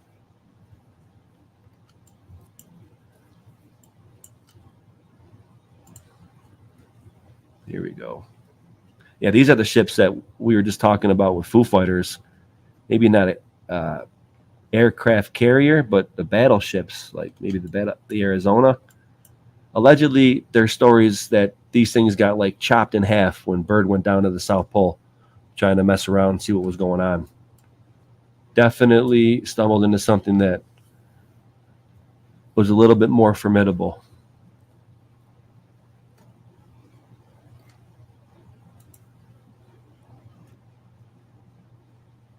That race to the South Pole was sketchy. Yeah, definitely. I agree with that. That's a good point, Canada Dummy.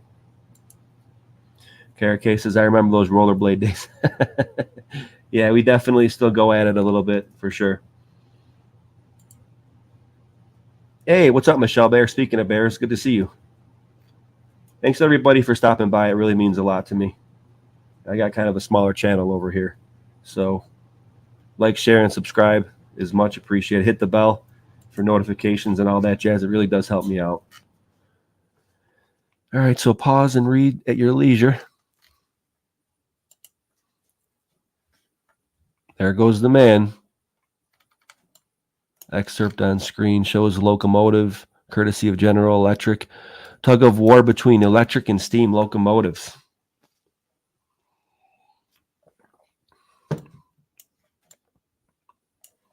Norwegian plant. Again with the Norwegians. In which air is converted into fertilizer. Yeah, that definitely says that. What? A Norwegian plant in which air is converted into fertilizer. And then we have Tesla on page. I got to read that, of course. This guy, obviously famous for his work with electricity and his battle with Edison between AC and DC power. I detailed that briefly in my previous episode, but let's read this. Tesla's problem. The distinguished electrician Nikola Tesla has labored so long on the problem of conveying power without wires or other man-made conductors that this may be said to be distinctively his problem. Again, his problem, his work would be AC, alternating current, or wireless. Okay, a lot of the stuff that we have, in our phones and all that stuff does come from Edison, and a lot of other people get credit for it. But even still, we question whether if this dude was a historical construct. But I digress. Let's keep it moving. So that was his problem, to try to convey electricity through the air. And it's the Tesla Tower, the Wardenclyffe Tower. That's all super gravy. But just keep your discernment cap on, all right? Perhaps no other electrician of recognized standing regards the project as feasible. Yeah, wireless energy. But for Tesla, it is an ideal, surely attainable, perhaps even now attained, at least in principle. Thanks to the availability of high-frequency current, which Tesla himself had so large a share in developing, it is easy to send energy into the ether. They're using the term ether back then, from a wire system, as is done in radio broadcasting or other radio transmissions. But the energy thus liberated radiates in all directions, or at least in all lateral directions, over the surface of the globe. Radio receivers by the thousands, located here, there, and everywhere, may each pick up a little of it, and the rest is ultimately absorbed, presumably, by the earth itself. Okay. They're using the ether there. All right, that was a general sense of Tesla's problem. Kind of a short excerpt, but there you go. Automatic control of heat. Magic heat regulator. Interesting. Read at your convenience. Weighing the world. Again, these wizards. That's interesting to read. You can't weigh the world. It's a picture. The picture, and underneath the caption says "weighing the world." It's just a bunch of dudes looking at like a contraption that looks like a cylindrical contraption of an apparatus that's like maybe 3 feet tall, and the excerpt says "heart of our planet." It is held to be pretty clearly established that the central mass of the Earth, the physical heart of our planet. Notice how they word that. They word it that's a construct. That's what they say when they know they don't have any clear proof for it. Clearly established that the central mass, 3 different words. It's pretty clearly established. Effectively, just saying we don't know shit. Excuse my language, but literally. And they make they make these claims off of constructs that is not the scientific process whatsoever. Michio Kaku, theoretical physicist that literally admitted verbally and laughed at the fact that they don't use, in his field, theoretical physicists do not use the scientific method. Well, then I'm not listening to you, homie. Anyway, okay, I digress and I get off on tangents. Sorry. Okay. It is held to be pretty clearly established that the central mass of the Earth, the physical heart of our planet, is composed of iron, constituting an irregular sphere about 4,200 miles in diameter, with the reservation, however, that the core may possibly be of platinum or gold instead of baser metal. That seems an important reservation until we reflect that iron, gold, platinum have equal value or lack of value when located 1,800 miles beneath the surface of the Earth. Not to mention that if it's molten, when molten metal is in its liquid form, it loses its magnetic capability, I believe. Here we get into some gravy, ancient gravy. And I would, this picture off the, you got Stonehenge on the camera now with Nimrod's phallic symbol, Cleopatra's Needle, Central Park, New York. My word. And then the caption underneath Stonehenge says, Pillars of Faith, Prehistoric Dolmens at Stonehenge, England. Now, that brings to mind, come to this channel, y'all. This dude takes that high ancient technology stuff that Graham Hancock or even like Brian Forrester just say over and over and over and over and over and over again. This dude takes that and just breaks the spell, breaks their staff. Shout out to this dude. I heard about him from Woody and Awar. If you go over there and subscribe to his channel, please let him know who sent you. Bushwhacking History in Buffalo with Berserker Bear. I appreciate it. That's how we do. He goes and decodes all that stuff, and like everything was made to these, what's that called?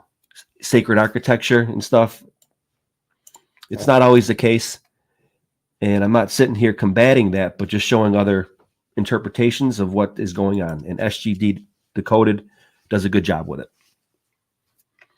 Here we got some Tartarian architecture. Romanesque architecture.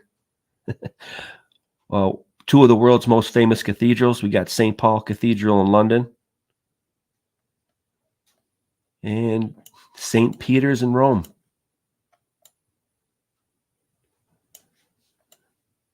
On the other side of the other page, we have recovering gasoline, mining stuff, irrigating with ice. The first oil well, property of Cole E.H. Drake, is said to have been sunk between May 20th and August 27th, 1859. It was 69 and a half feet deep and produced 20 barrels of oil per day for an entire year. Are you sure it wasn't 33 barrels of oil a day? This well was the world marvel at the time, and the possibilities of future oil industry did not begin to appreciated till long afterward. Yeah. All right. Pause and read at your convenience. Appreciate y'all being here on this Saturday morning. It's 30. Speaking of 33, it's 33 degrees right now in Buffalo. Look at bottom down here. Illuminati confirmed. All right, next page. We got pouring ingots, steel mill, Wonderland, the world as a whispering gallery, big locomotive. What's going on here?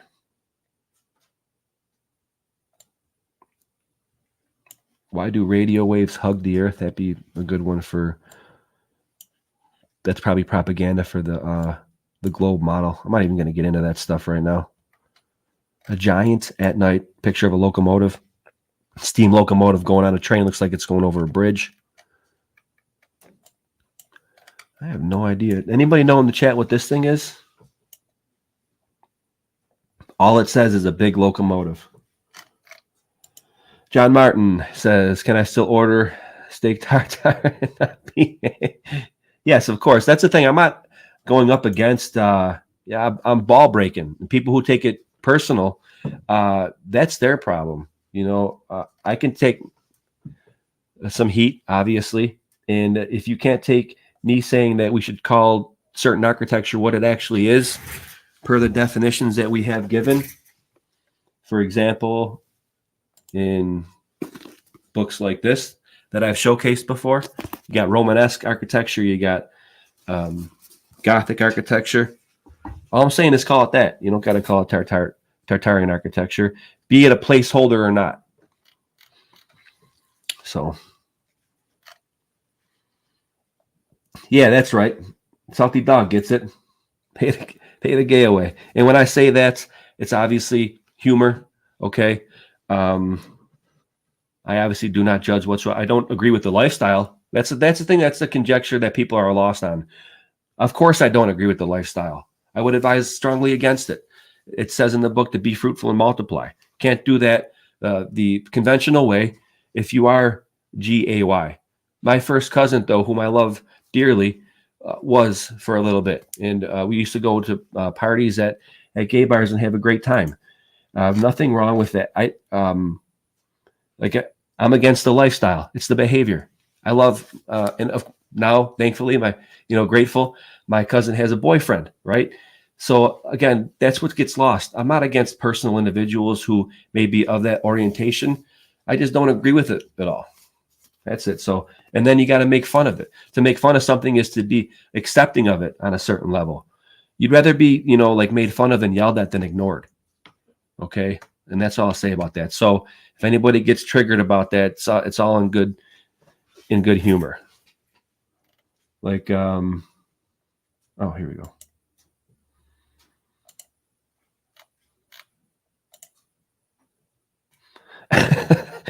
New Tang Clan Malachi Crunch says we need ball busting. Yeah.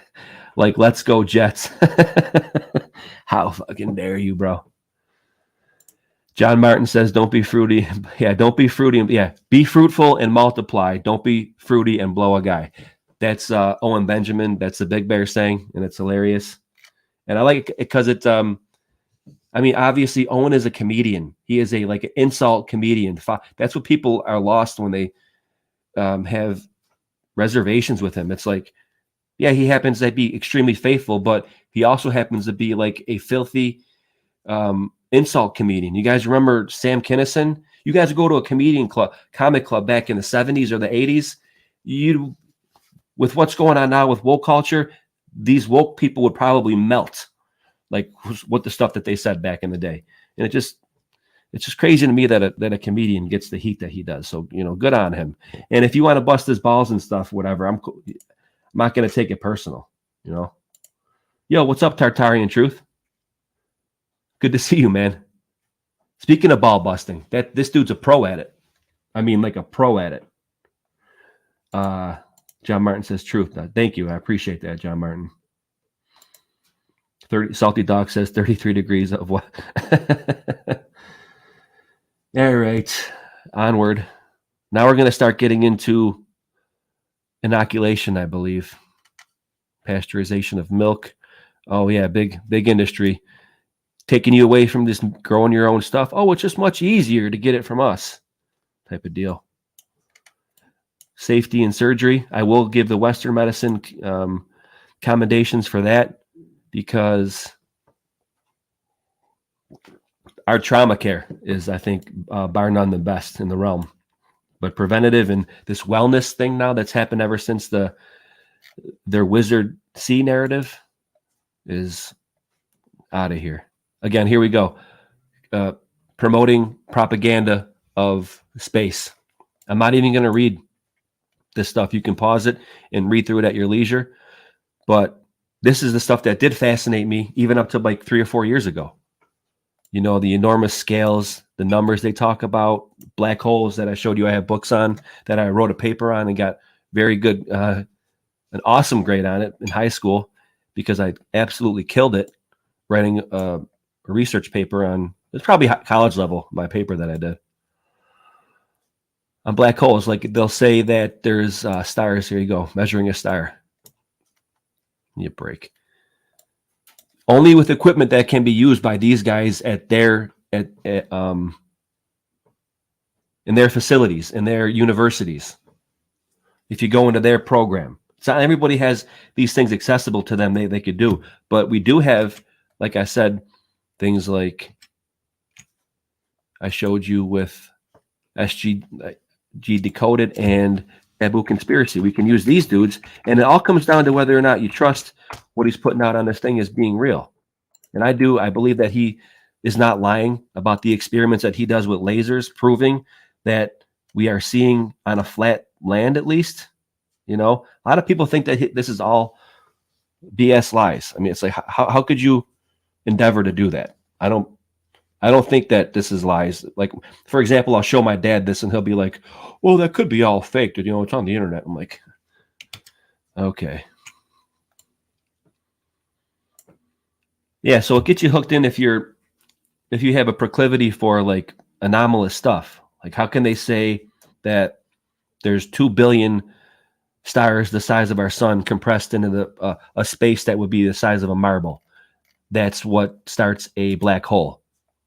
For someone who has a fascination for mystery, that sounds extremely intriguing. You can't even think about it. You just got to like generalize your thought about it, or like the scales of how big they say the universe is. It's nuts. I showed that a little bit briefly. Oh, here we go. Giant Monolith, Colorado. I have a gravy book right here next to me that I showcased before about my Grand Canyon episode that shows another monolith called the Glen Canyon. Whatever, almost like a monolith, yeah. So again, the distances in space intrigue people who have that fascination for mystery, and I showed it briefly last episode on an application you could look up online called The Scale of the Universe 2. There's some true stuff in that, but the way far out size of the observable universe, and then the really far zoomed in, the Planck scale and quantum foam, in my opinion, I think that that's a BS wizard lie, a Gregor, if you will, a lie repeated so often that it effectively has morphed into almost an entity in of itself, like the religion of modern science, you know? And again, oh, you know what? Glen Canyon. I think I have Island Monument. There we go. Island Monument, Glen Canyon. If you're still here, Hall Long Bear. Where's my book that I have that in? Here it is. Bear with me. I showcased this book before, The Exploration of the Colorado River and its Canyons. This is a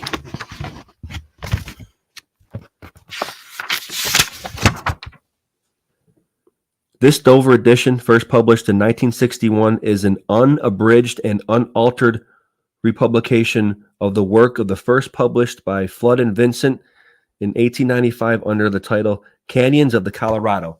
The picture that you're looking at on screen right now is from that book. This is the stuff that General Powell stumbled upon when they were going down their expedition. I think that they were pointing out metalliferous veins so they can mine them. But what is going on here? It effectively looks like an effigy to Moloch to me. And you can actually get to this place now. I think that this is another picture in that book. I think that they were going after, I think General Powell's expedition was going out and pinpointing the mountains that still had the metalliferous veins exposed to view. Look at that, a huge mountainside with like the literal veins of the metal ore exposed. I have never seen that visually, even on a History Channel episode or anything, or documentary at all. They must have all been wiped. So that's some serious gravy. But what's going on with this thing? It's no longer there. This is the base of it, Glen Canyon. If Hall Longbear is still listening in, I appreciate you, brother. He's been around this area. And look at what I've termed to be legoliths, which I don't really have a working definition. Effectively, I just use the term because it's a mixture of a monolith and Legos, you know. But that's the base of this thing. And I see some blocky block action. What's going on here? These were all here when I think Columbus, the Columbian Exchange. There were ruins here of ancient civilization. What happened, I don't know. Maybe it was just civilizational collapse and people left the bad area, the bad land. So again, you got giant monolith here, Colorado. You also have that picture that I just showed you from my Colorado expedition book for General Powell. Pause and read at your convenience. Giant monolith, that's what it's called. I'll read it. Okay, this colossal natural statue near Canyon City, Colorado, is weirdly suggestive of a figure of Prometheus bound. Wow. As Rodin might have conceived it in one of his Balzacian moods, nature will have their little jests, and nowhere more amusingly than in the rock sculptures of the Rocky Mountain region. Yeah, I'll say. This giant monolith comes very near to being her masterpiece. A fantastic conception indeed, to leave this detached figure heroically erect despite the bonds and with upturned face, while removing every trace of all the matter that once encompassed it. In a sense, the figure was preformed in the original plateau of the rock, as the sculptor's future statue is performed in the marble he conceives it. Else it would now remain, whatever that means. But by what chance did the skull of the future giant have exceptional hardness and resistance to erosion? It is easy to conjure fantasies about such a phenomenon. Yeah, like what Roger at Mud Fossil says, like that. It's a possibility. I mean, God can do anything, right? He can turn a titan to stone. We wonder about a physical mechanism. We always ask for a physical, natural mechanism for an example, and we fail to incorporate the notion that God can do anything. And is the rapture on repeat? Is end of days just a significant something that happens cyclically, like end of the days that we're in, like DAZE. And in all soberness, the figure embodies a whole volume of geological lore. Yeah, I'll bet. So shout out to Roger at Mud Fossil. Look at it. Also Tyson's Mud Fossil Adventures. He gets out and walks on this stuff. Water-made mountain. You have a dam at the Boise, Idaho. Looks like there is a breach in that dam, unless that's the overspill thing. This excerpt says a water-made mountain. That's got to be read. This so-called Mound Terrace in Yellowstone National Park, at the seat of the Mammoth Hot Springs, has obviously been built, in part at least, of mineral salts deposited when the water that flowed from the springs evaporated. The photograph clearly shows the stalactites festooned about the slopes and piled into foamy masses of the many wonders of Yellowstone. This is by no means the least marvelous. We think of running water chiefly as an eroding agent. Here we observe that on occasion it can serve in a constructive capacity instead. Yeah, there you go, like silt. Like what I think that is one explanation of the mud flood is when rivers overflow their banks, because almost all civilization are built next to rivers. And there goes Yellowstone. Thanks for sticking with me for this one. We're coming up on 2 hours, so more reptiles and dinosaurs, deep sea mysteries, the Neanderthal man, the oldest man. So I got a Neanderthal bust up on screen. The caption says Neanderthal man, old Stone Age. Tertiary. So it's obviously promoting the Promethean notion of evolution. I shouldn't say Promethean notion with that. I shouldn't be that obtuse about it. But I don't agree with evolution. Yeah, again, we're coming up on 2 hours. I'm going to start quickening this presentation here. Big Tree Grove, California. So yeah, again, this spans the arc of the content of this book that's showcasing all this different information is vast. You know, from astronomy to the Big Tree Grove in California and the oldest living things in the world. The big tree, the Sequoia gigantea of California, is probably entitled to this distinction. Not only are the individual trees of relatively enormous age, upward of 3,000 years, but they have the distinction of also being descended from the ancestors from which they do not greatly differ, that thrived perhaps 100 million years ago in the tertiary period. Is that referring to the giant trees, like the Avatar giant trees? Who knows? Very cool.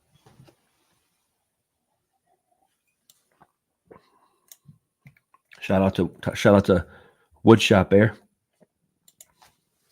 Oh, there goes Stolen Honor Bear. If you're listening in, or I'll send this one over to you. Stolen Honor Bear is out in California, I think, and in Florida, and he does scuba diving. The benign sea monster, diving for sponges. That reminds me of the Antikythera mechanism, as I think Greek divers off the coast of Antikythera, Greece, found that Antikythera mechanism. As a matter of fact. Oh, we got, okay, modern submarine. That's cool. Submarine boat. Pause and read at your leisure. Science and sex. Of course, a wizard would put a title like that in this seemingly censored a little bit book. A little bit, I say, man. Probably a lot. There's a lot of censored propaganda in here. I mean, they're citing Carnegie, right? Carnegie Station. Again, shout out to Stolen Honor Bear.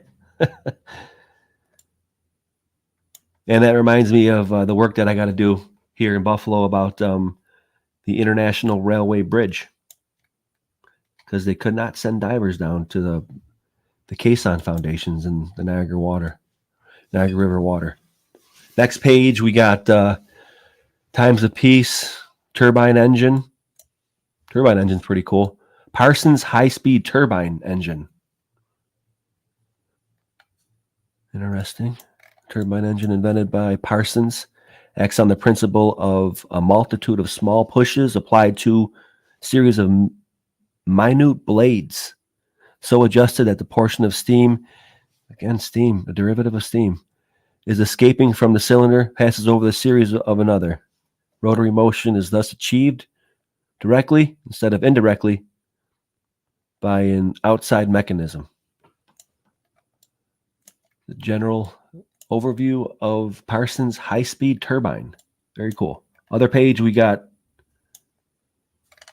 the Gatun locks at the Panama Canal. So the Panama Canal, there's a picture of on screen.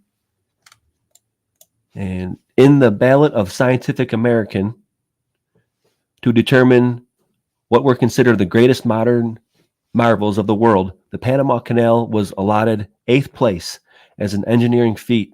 It has hardly been surpassed. Rather paradoxically, it ranks even higher as a triumph of preventative medicine. Is that right? For it was here that General Georges demonstrated the possibility of conquering malaria and yellow fever by destroying the mosquitoes that carry germs of maladies, the maladies. The region was transformed from a pest hole where white men could hardly live to a health zone. Yeah, okay. Our illustration shows a ship passing through the locks that are a feature of the canal made necessary by different water levels of the Atlantic and Pacific coasts. And again, they're going to start getting, I believe this is the part of the book where it gets in, oh, not yet, not getting into the history of inoculation. On screen now, we have, next page is Paris from an airplane. And just look at the build out of the city. I mean, that's like a building And I'm not sure if it's here right now. It's like the entire city block. Look at that. That's amazing. And the excerpt says, map making from the sky. The balloon and airplane are revolutionizing the art of map making, especially in mountainous regions and forest or jungle territories. Views of cities from the cloudland angle have perennial interest. You ain't kidding. And would seem necromantic had they not become familiar. Wow, really? But yeah, look at that. That's a Paris. That's a shot of Paris from an airplane. And boy, look at the build out here. That building is a couple city blocks. And note the it's symmetrical. It's got a dome on top. Wow. Windmills versus oil wells. That's interesting. Also got a picture of Eiffel Tower on the screen. Thanks for sticking around, guys. Like I said, this is a little bit slow moving. There's so much data here that it's much obliged. John Martin says, why are the Atlantic? Yeah, I was thinking the same thing. That's a great question, John. Why? Like that would, the oceans are all connected. It's all one ocean effectively. Why would there be different? I don't get that either. Well, it's got to go up and down, maybe the cross section of the actual land terra itself. Maybe that's what it's saying. But I was thinking the same thing, dude.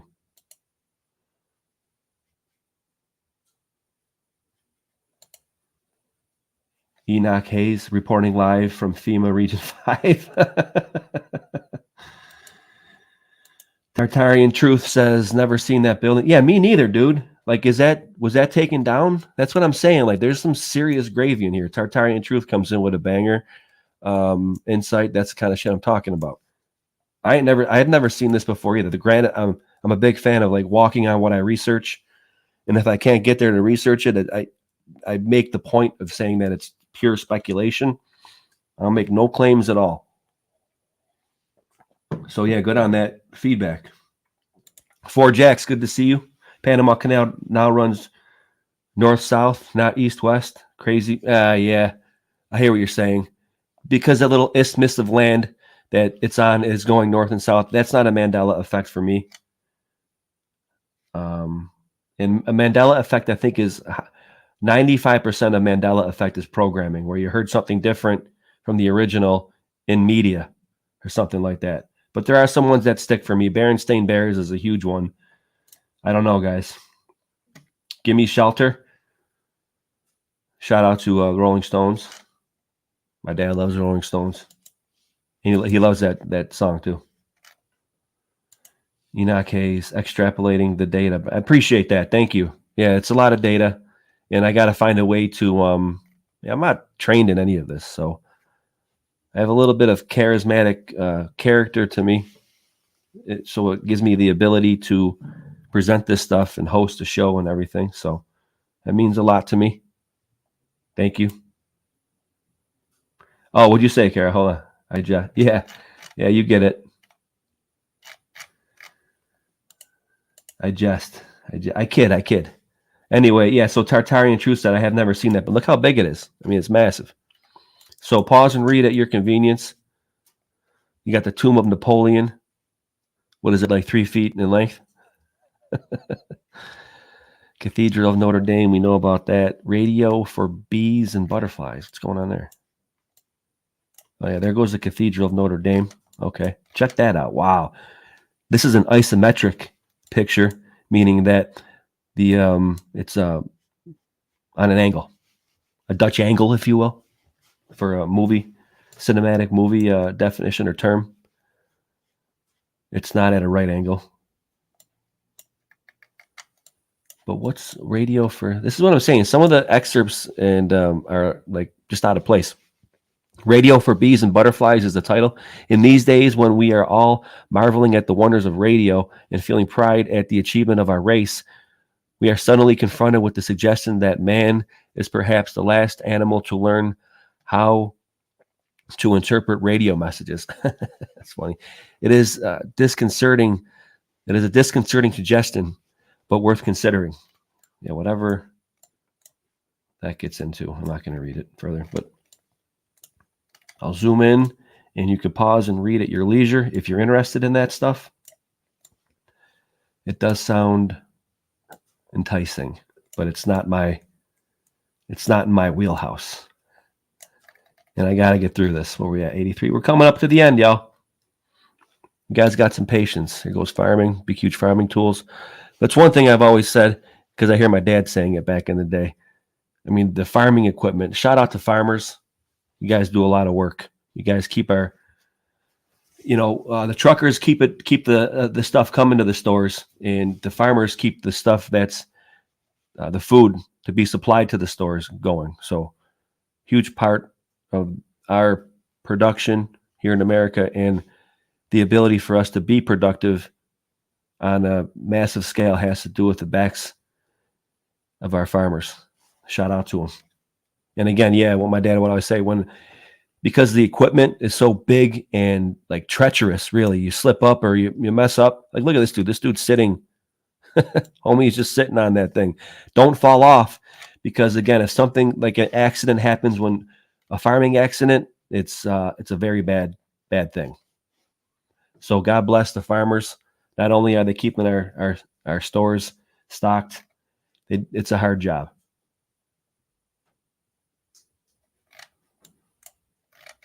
Spraying. Next page, we got two-way television. Look at that. Skype back in the day. We'll read that. And magnets. Two-way television. That's Skype from 1930. The double transmission. See, things are like around for a while, y'all, and they just like leak it back out. Check out my episode on planned obsolescence. Berserking or bushwhacking planned obsolescence. You'll find my video. I detail exactly what that is. Like they have, for example, the iPhone. They have the whole series of iPhone 1 through 33, just as an example. And with all the basic one being version 1 and version 33 with all the bells and the whistles and everything, But when you get into the market, they introduce number 1 first, right? So they can sell you on all the versions in between then. Even though they have 1 through 33 available already, they bleed it out individually, incrementally, and that's called planned obsolescence. And it's just a way, it's hyper consumerism, effectively. Okay, round it back to old school Zoom.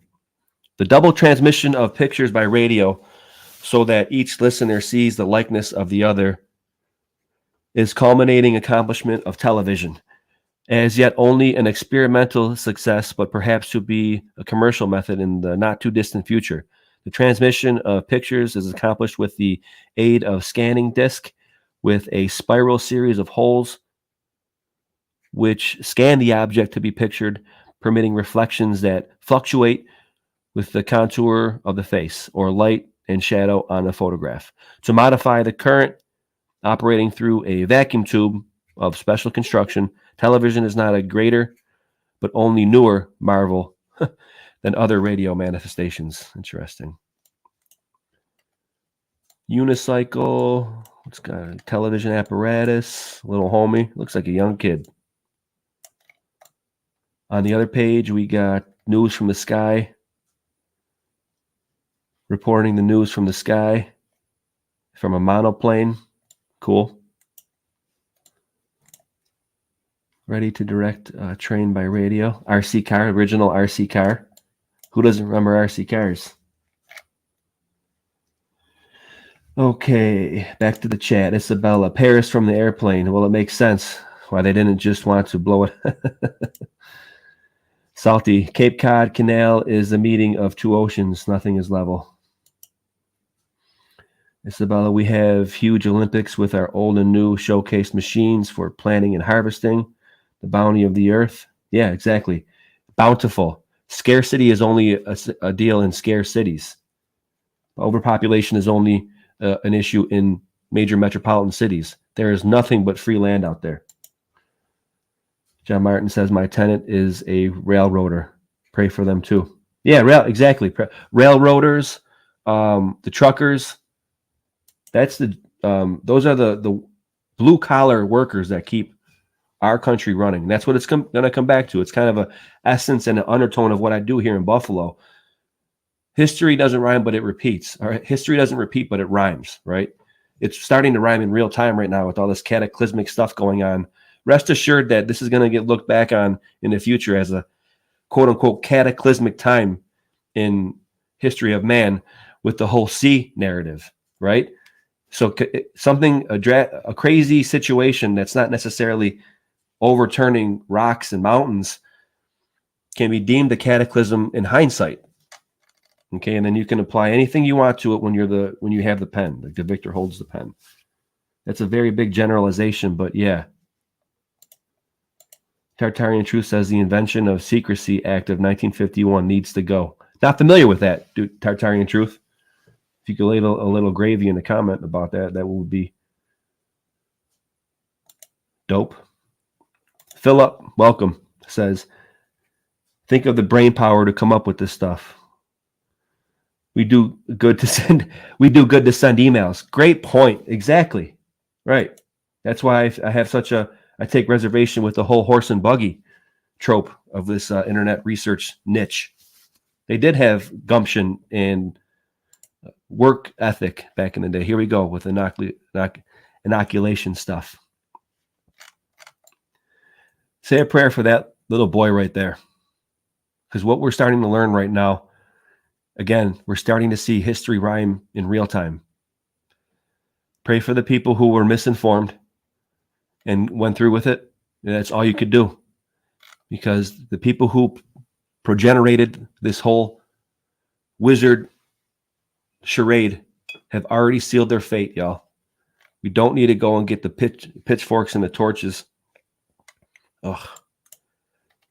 and go at the castle or the ivory towers. They have already sealed their fate, and rest assured, it will be atoned for. And you want to think of stuff like the quickening, resets and stuff. It's starting to happen at a quicker pace now.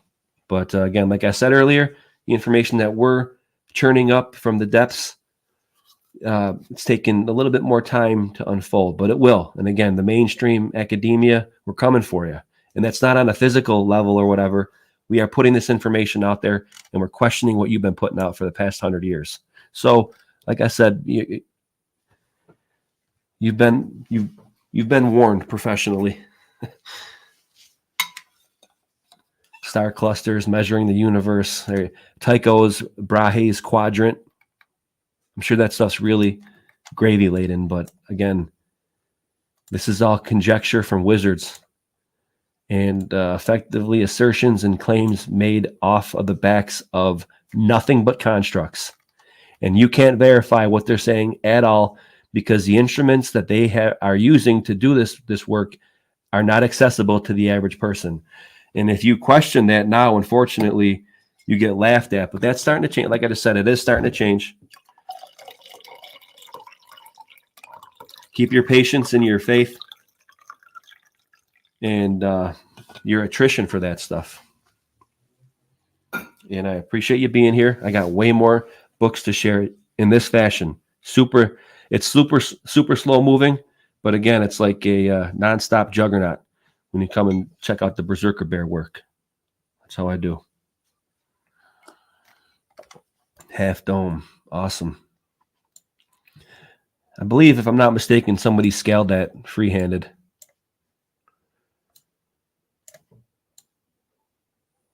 The Grand Canyon of the Colorado. Check out my episode on that. All right, showcased that book earlier about that with that effigy in it, the Glen Canyon effigy.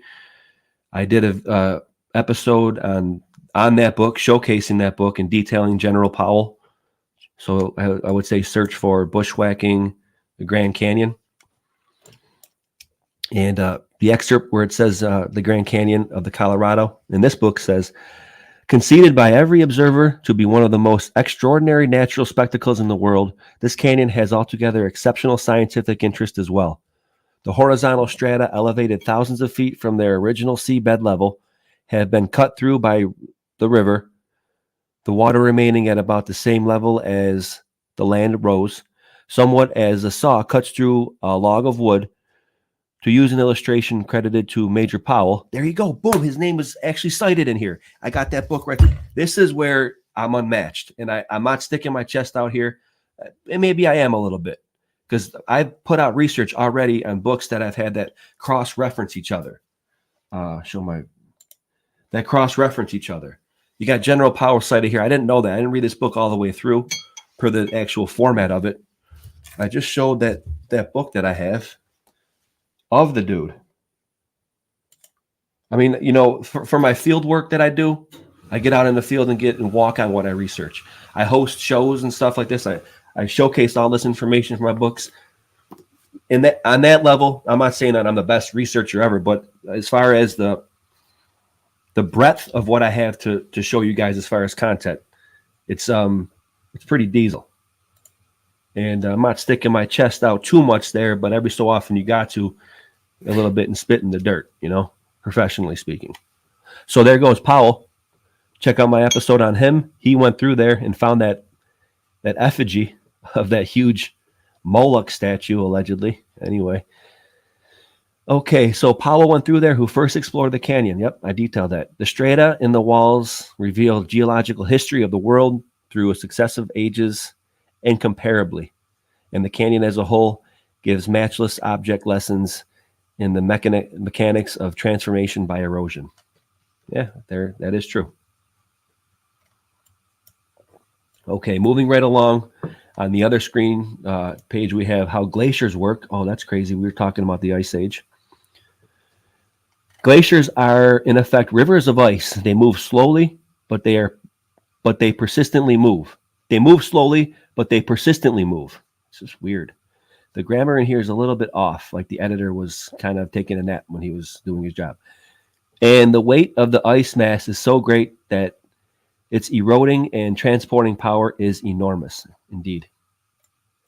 Man-made lakes. Artificial lake near San Diego. Pause and read. Terraforming and the engineering of industrialists. Just so they can sell you your energy that would be free otherwise if you didn't buy into their system entirely. Is effectively the long and short of the services and the convenience of Babylon. From that ancient farmer back in the day, I've often thought of this, seeing Babylon in the distance, seeing the caravans going to and fro about to Babylon, but he's still working his land. But that light, that it's like a moth light, you know, work your land, grow your own food, because that light in the distance is ever present, and it's going to act as like a trying to wheel you in. And there, I guarantee there was a story back in the day, an ancient story, where a farmer had a based homestead, was providing for his family, seen the caravans going to and fro, Babylon in the distance, and just let his curiosity that killed the cat overtake him, and wanted to go and check out what was going on in that light of the city in the distance. And you know, I guarantee, unfortunately, and it's a little poignant here, but I thought of this.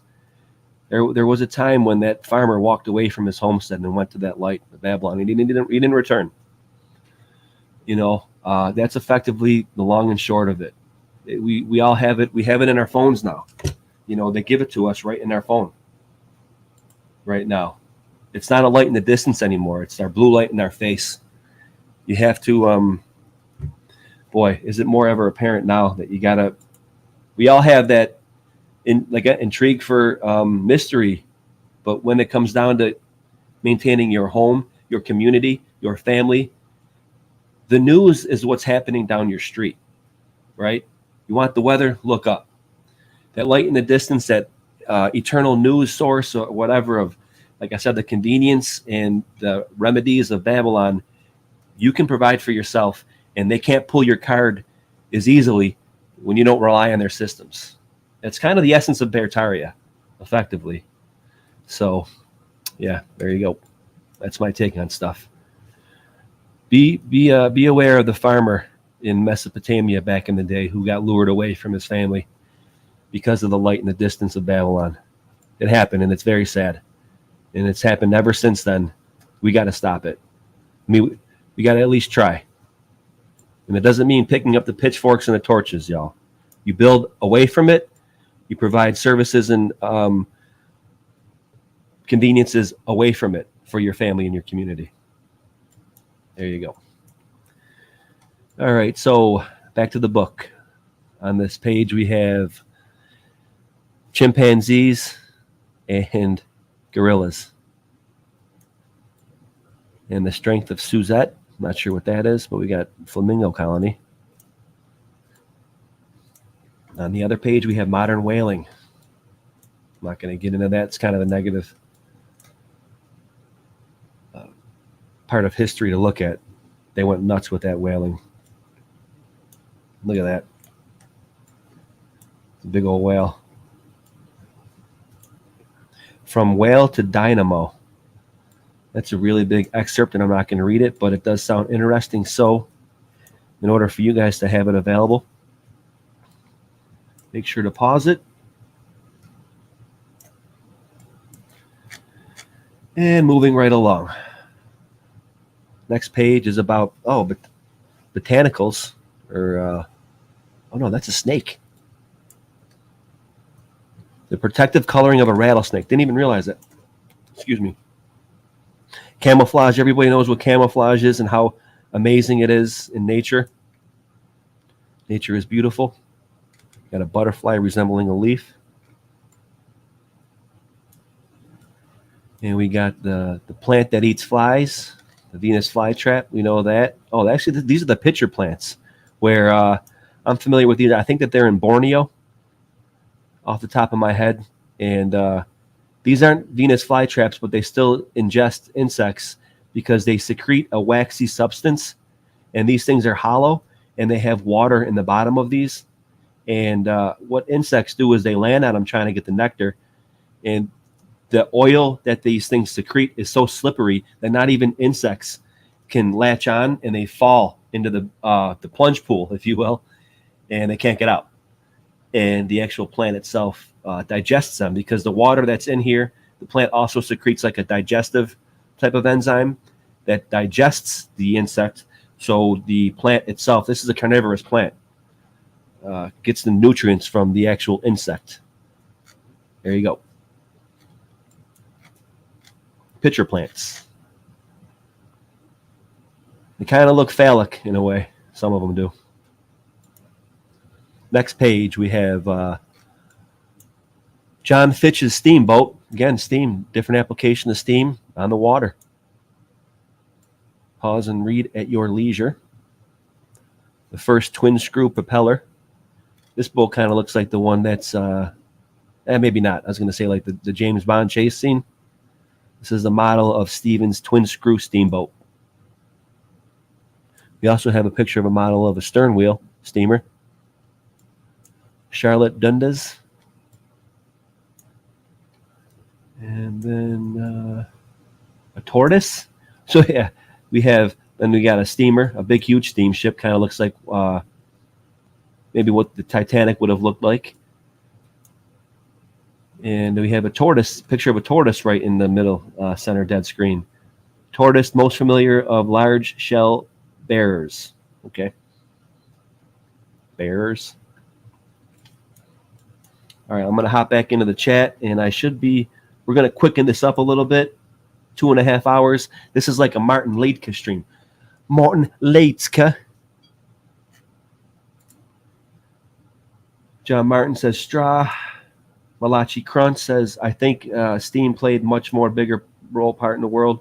I think steam played a much more bigger part in the old world than they let on. Yeah, I believe so too. Definitely. John Martin, that's just evolution. No sign of God here. Move along. How dare you? I hope you're joking. I don't like sarcasm against Most High, man. And I'll put that out there. There's a saying in the Muslim world, Allahu Akbar. That's not the saying, but what they say is you can say what you want about Allah, which is God, and I can parallel this with Christianity. But in Muslim world, they say what you want about Allah, but watch what you say about Muhammad. And that's not coming at you, John Martin, but I'm just saying in general. So yeah, they say watch what you say about Muhammad, the Savior, and I can parallel that with, God can take it. He's God, right? Watch what you say about Jesus. As a Christian, I can understand that Muslims say that about Allah. Hey, Dad, I'm live right now on screen. Say what's up to the people. I'll call you later. All right, legend. Love you, Dad. Yeah, see, I've got some stuff. I'm gonna go over and help Pops out. We got on screen right now fossils. There you go. Talking about megafauna. Fossil skeletons of giant sloths. A giant sloth would be a megafauna. Fauna. The sloth spends most of its time upside down. Paradoxical animal is the title.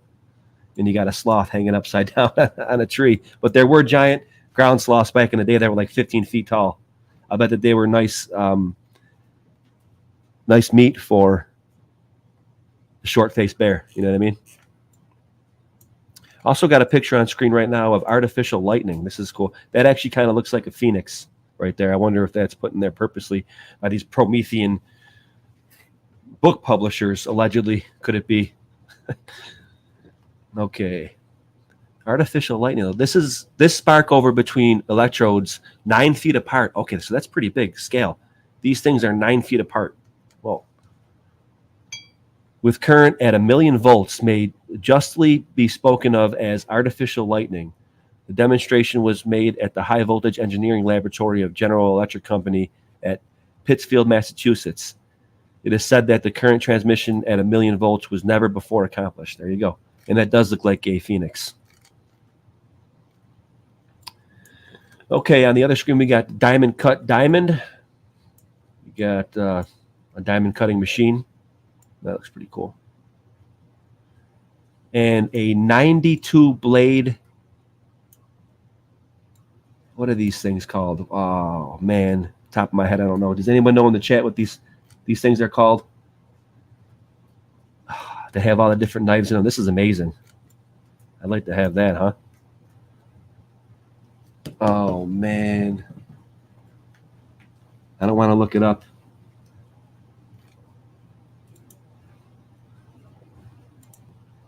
Is that South America? Where? Oh, that's a good question. As far as the sloth,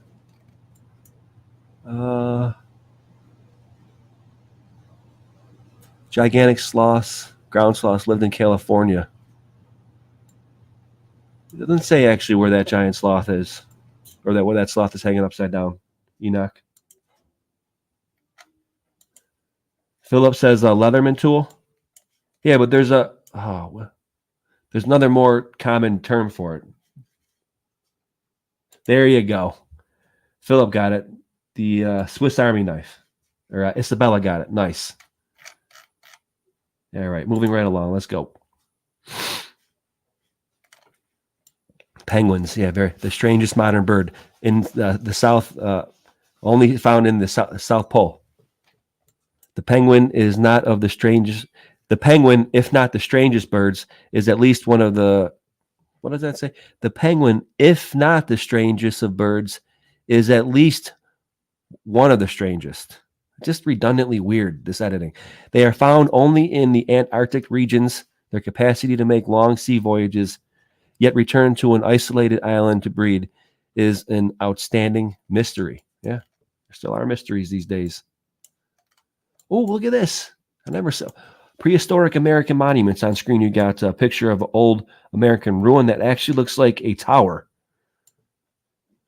The Maya civilization of Mexico and Central America is only beginning to be revealed to modern archaeologists by recent explorations. The new discoveries of ruins of cities in what are now tropical jungles are proving that there was a civilization somewhat comparable to that of ancient India. How these civilized people came to America is one of the outstanding problems of anthropology. Yeah, you're not lying. And we're taking a look into that right now. And we're going to read about that Maya ruin, a natural monument. This strangely poised rock in Yosemite. Oh, right here. What's going on there, y'all? Table stone. Used as an altar in Mayan civilization. Oh, that's table stone. What is this thing talking about? Natural monument. Strangely poised rock. There's no picture for it. This strangely poised rock in Yosemite Valley is known as Agassiz Column. Oh, yeah, there it is. Agassiz Column, AGASSIZ, in honor of the famous expositor of the glacial theory. What? This monument represents the work of ice, water, and air in carving away less resistant parts of a series of geological strata, which were originally tilted at a sharp angle. This is, in fact, the remnant of a former mountainside. What? Give me a break. I don't believe that. This is way too uniform. No. It would be hazardous to guess how many years have been required to carve this. Oh, and then it was carved out.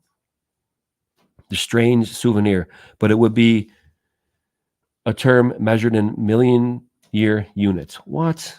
I'm confused.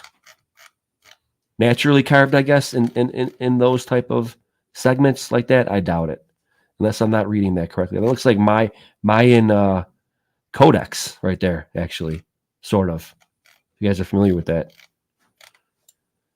Okay, next page we have Cliff Dwellers of Colorado.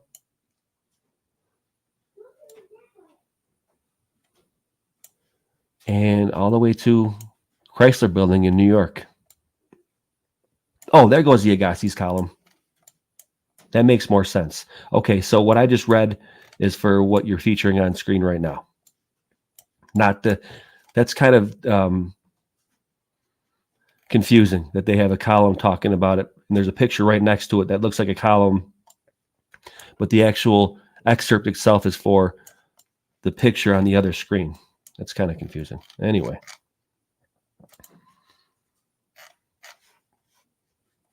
Oh. This is the gravy now. Gas engine, we know what that is. Early types of gas engines. Look at this old-fashioned. Let me go over this so you guys can pause and read if you want. What's cool is this. Does this look like wooden to you? And I've never seen this anywhere else but in this book. That almost looks like a table saw. Right? But it says it's wooden. Old-fashioned wooden water wheel. And then you got stuff like this. That's the free energy, yo. In my opinion, moving water. A current motor or tide machine. I want to see. I'll make these. I can make these things and set them up on the bank of Niagara River if the actual thing, the apocalypse actually does pop off. I'll be teaching people to fish and how to use water and gravity and harness. Okay, let's read that. This is what the free energy is. For right now, I don't buy into the whole Antiquitech taking energy out of the aether and divvying up in a benevolent way. In my opinion, that's a malevolent enterprise. But I digress. Water and gravity in harness. It is familiar but seemingly rather paradoxical principle of hydraulics that the pressure on any given area of surface of a receptacle containing water, be it water pipe or tank or reservoir or ocean, depends upon the depth of water and not at all upon its total bulk. A vivid demonstration of the principle is sometimes made by inserting a piece of small iron pipe into the top of a closed barrel and bursting the barrel by filling the pipe with water.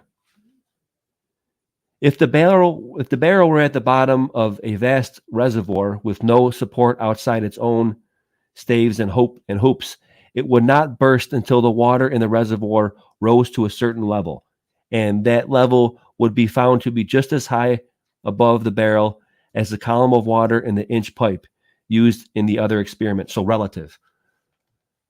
But why, it may be asked, does not the pipe burst as well as the barrel? The answer is that the pipe has a small aggregate surface. Each square inch of that surface sustains a certain pressure. Each square inch of the barrel sustains the same pressure. The aggregate pressure on the barrel is thus enormously greater than the aggregate pressure on the pipe. The principle on which this little pipe of water bursts the big barrel is used in the hydraulic press, where a small piston thrust down with slight force exerts enormous force on a large piston. The power is multiplied exactly in the ratio of the areas of the two pistons. Here, Muscular power or steam power, again with that steam power, shout out to Danny Malachi Crunch, applied through a lever, takes the place of the column of water in the small pipe. Wow, that's fascinating.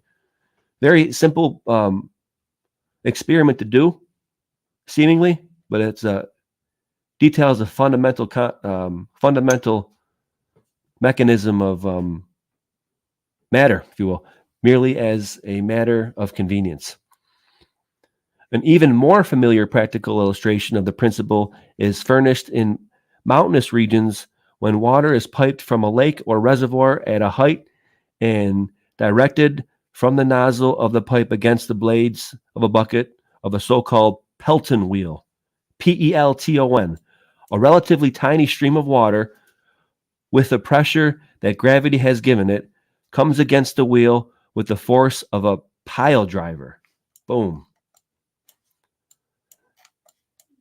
As an example, the recently installed Caribou Hydroelectric Plant in California has single water wheels that develop 15,000 horsepower under the impact of an 11-inch jet of water piped from a height of 1,008 feet.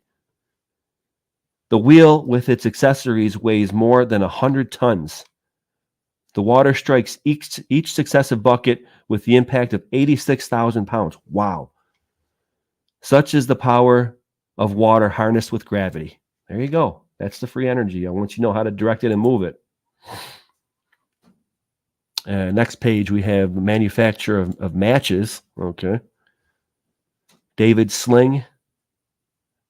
Rolls of making veneer. Okay, interesting. Next page after that. Okay, what's up in the chat here, guys? Michelle Bear says, have to watch from the start. A litter of 3-month-old kittens climbing over me. Oh, geez. Who wants? There you go. Anybody want a kitten? Holler at Michelle Bear. Thank you. Thanks for stopping in, Michelle Bear. God bless. Kara K says, I recently saw an abandoned brewery video that was powered by the river it was on. Yep, there you go. I wonder if that was shout out to, I like urban exploration episode and channels, obviously. The Proper People is the one that I always recommend. John Martin says, yes, energy is all around us, but not in aether, just in untapped energy. Windmills suck, though. Isabella says, wow, 1,000,000 monkeys typing on a mountain for 1,000,000 years, and they wrote Romeo and Juliet. That's what the theoretical physicists say. Yep. Canadummy says, Morocco 1, Portugal 0. With the score update. Nice. Philip says, finger mover 5,000. Hilarious. Yeah, radio in the wilderness. Okay. Veneer. Sky temperatures. All right. More from the natural world. A fly's foot. Okay, there you go. This is a good example of what I just detailed about insects. For a fly would be one of the type of insects that would fall into one of those carnivorous plants. And when I detailed that the waxy substance is such that they couldn't even grab on, look at the type of foot that flies have. I mean, they're gonna grab. That's why they can stand up upside down or post upside down on a ceiling or whatever. Those are like clamps, and not even that can clinch onto those plants and the secretion of that waxy substance. So it's just interesting. Want to read about the fly? There you go.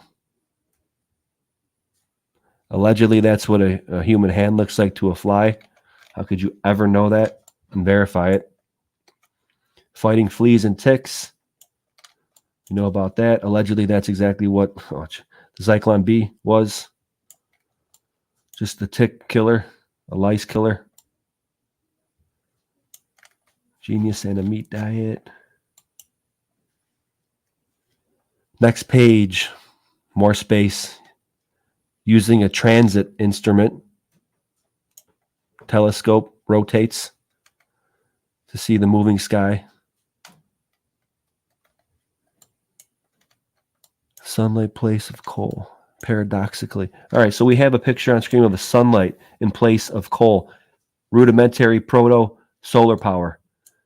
Sunlight in place of coal. Paradoxically enough, we dig into the earth laboriously to extract coal, which has been described as bottled sunlight, effectively, energy, while we ignore the original article itself, which exists in unlimited supply above ground. Subsequent generations will doubtless regard this as convincing evidence of 20th century stupidity. Ha! Yeah, I might agree. Oh, the Adler Planetarium. Shout out to LA, right? I think a portion of Rebel Without a Cause was filmed there, if I'm not mistaken. And we have ventilation for help. Yeah, good air, right? Male air. I think disease is caused by your local environment, which would be termed as terrain theory. Oh, there goes the projector at the Adler Planetarium. Interesting. That's one of the things that got me hooked on astronomy is my dad, who just called, taking me to the Buffalo Planetarium, just seeing how awe-inspiring that is. It really is. Next page on screen, we have former timberland. Looks like a deforested area. Oh, it's an area that has trees that are all dead. The excerpt underneath says, one way to banish a forest. 8 years before this picture was made, the trees of the forest were girdled and, of course, died. The leafless trunks permitted enough sunlight to reach the soil for maintenance of plant growth. The forest became a cornfield and then a pasture. Ultimately, the dead trees will be removed. The soil is rich, and the roots of trees protect it in large measure from erosion. What is it? It doesn't necessarily detail the mechanism of banishing the forest, though. Anyway. Big looking waterfall. Morning Eagle Falls. Anyone familiar with that? Mal means bad, and yep, exactly. So bad air, mal area. That seems to indicate that they're placating to the notion of, you know how wizards are, they tell you the truth, however subtle and however twisted it might be. Mal area, it just sounds like bad air, like living around garbage, having feces in the water, stuff like that, bad air. It's almost like they're telling you that it's terrain theory because they want to keep it a little bit hidden, esoteric. And if you don't know, it's your fault type of deal. It's how they think about it. More natural stuff. Pets that are different. We got talking about pets and strange animals in America. Kids always like having pets, from like hamsters and stuff like that. You got a bat. Speaking of the sea, from a wet market in a wet market in, what was it? Oh goodness, China. What's the city it allegedly originated in? Who cares? Details about chromosomes and fruit flies. Something with a C. Oh, whatever. Next page we have about irrigation. Migration mysteries, irrigation, before irrigation. Pause and read at your leisure. Just sharing the information.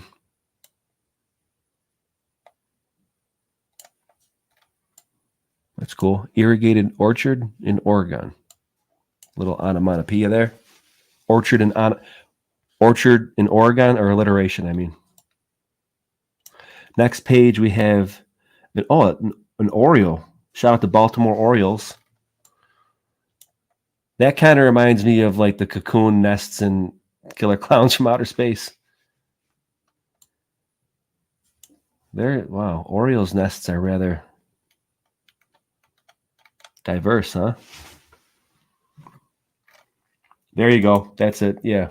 I wasn't correct at all looking at it with a C. Wuhan. I was going to say Raccoon City. Does anybody know that reference? If you know that reference, proceed to next level. because we're going to proceed to the next page. Coming down to the end here, y'all. That's it. I shared this on my community tab and my IG before, the Modern Tower of Babel. Oh yeah, I think I did it in my last episode recorded video about Auckland Island. Definitely check that one out. Did a little bit of wandering away from Buffalo there. Hurricane at sea. Yeah. The sea terrifies me. That's why you'll never catch me on a cruise ever. Ever. Not a fan of the cruises. And that's just an old school picture. That's a black and white picture looking at the bow of a ship going through rough water. And even that's terrifying to me. Let's read the excerpt for the Modern Towers of Babel. Unlike the traditional builders of the Tower of the Elder Day, the modern architects have not been confounded, but have accomplished their tasks of sky piercing with astonishing precision and clarity.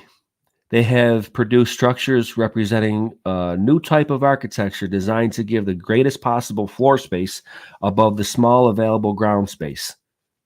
These structures, dwarfing the highest buildings of antiquity, allegedly would have been accounted super wonders of the world in a day when the relatively diminutive Colossus at Rhodes counted as one of the 7 major wonders.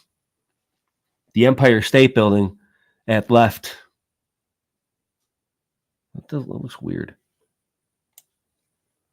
The Empire State Building at left is the tallest building ever erected prior to the year 1932. Height, 1,248 feet.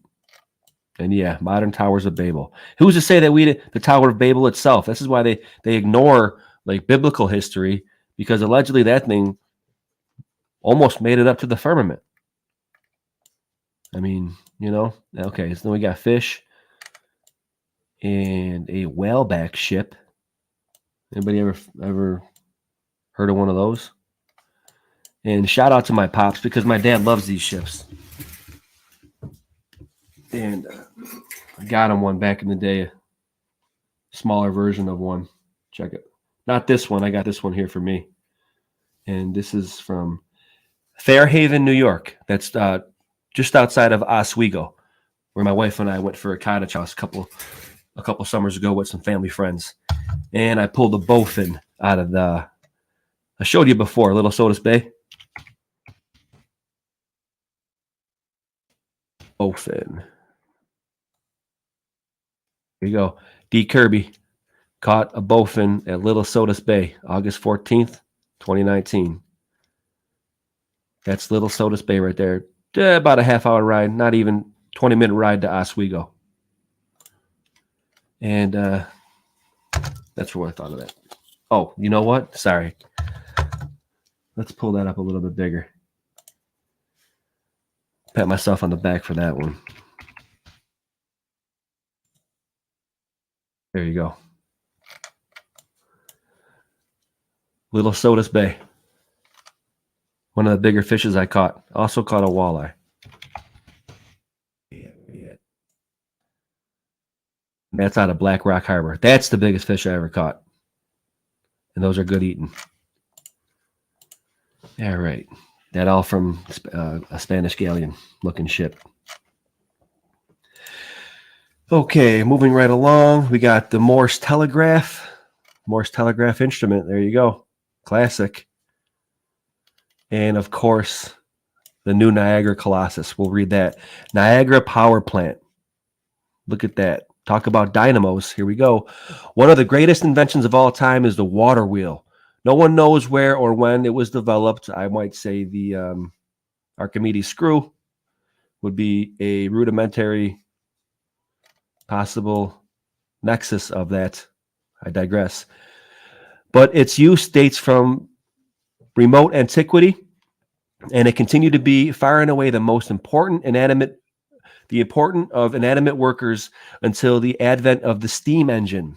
Yeah, but that wasn't done with hero time. This is why it's so back and forth. Okay. Late in the 18th century, to the craftsmen of the early day, it must have seemed an ideal force developer. It was almost absurdly simple of construction, and it supplied power in the form of rotary motion.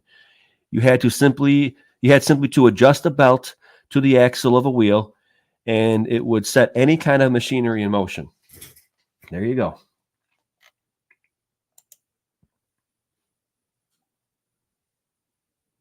It might be a little bit of a delay. All right, the Morse. Look at that. So we got the Morse telegraph instrument on screen. That looks real crude. Morse telegraph. Telegraphy is too familiar a present-day practice to excite even interest, let alone wonder. I beg to differ. But about a century ago, when Samuel F.B. Morse demonstrated the possibility of sending verbal messages by electricity, his invention created as much excitement and wonderment as any new scientific achievement before or afterward, and rightly considered, the telegraph is a marvel of marvels today. In the ultimate sense, inexplicable, since no one knows precisely how and why an electric current flows. Okay? Our pictures show the original Morse instrument and the newest type of cablegram receiver. Gravy. And on the other page, moving right along, we have letting water do the work. We learned about that before.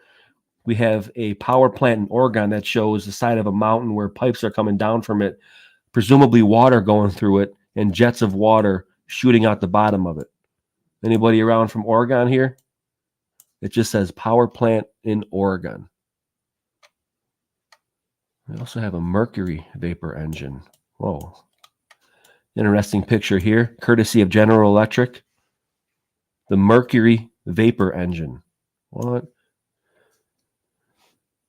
Let's read about that. It is not the least surprising to learn that the inventor of the mercury vapor engine, Dr. William Leroy Emmett of General Electric Company, was engaged for 10 years on the project that now finds practical realization for the difficulties involved in making the vapor of a liquid that boils at minimum temperature of 677 degrees Fahrenheit do the work of steam must be enormous. Yet it is interesting to reflect that the principles utilized in the new and highly ingenious invention are perfectly familiar to physicists and mechanical engineers. Is that right? The essential principle that accounts for steam engine and gas engine and mercury vapor engine alike is that vapors and gases tend to expand when heated. Very simple. The higher the temperature, the greater the force of expansion.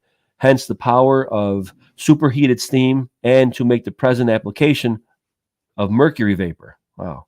Water under normal conditions changes into vapor that thrusts in every direction with relatively tremendous power when brought to a temperature of 212 degrees Fahrenheit. Mercury remains a liquid with expansive power dormant until brought to a temperature of 465 degrees higher. But the power of the expansion of the vapor that then results is proportionally greater than that of ordinary steam. There you go. So mercury. But it's like, how much mercury do you have on hand to be able to utilize that? Is it practical?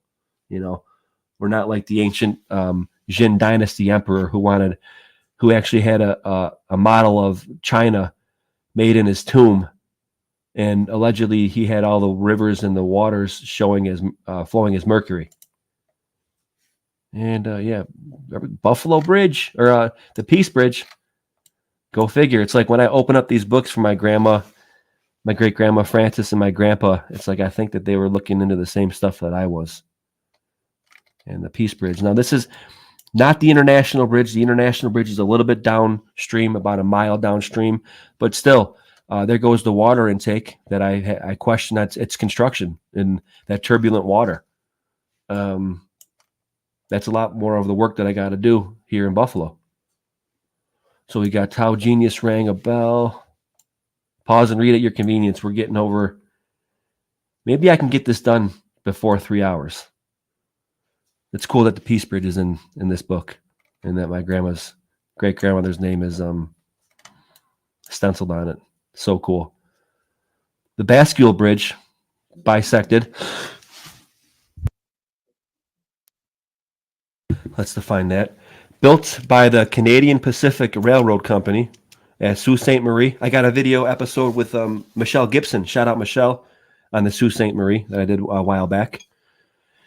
Each bascule leaf weighs about 400 tons. Total length of the bridge, 356 feet.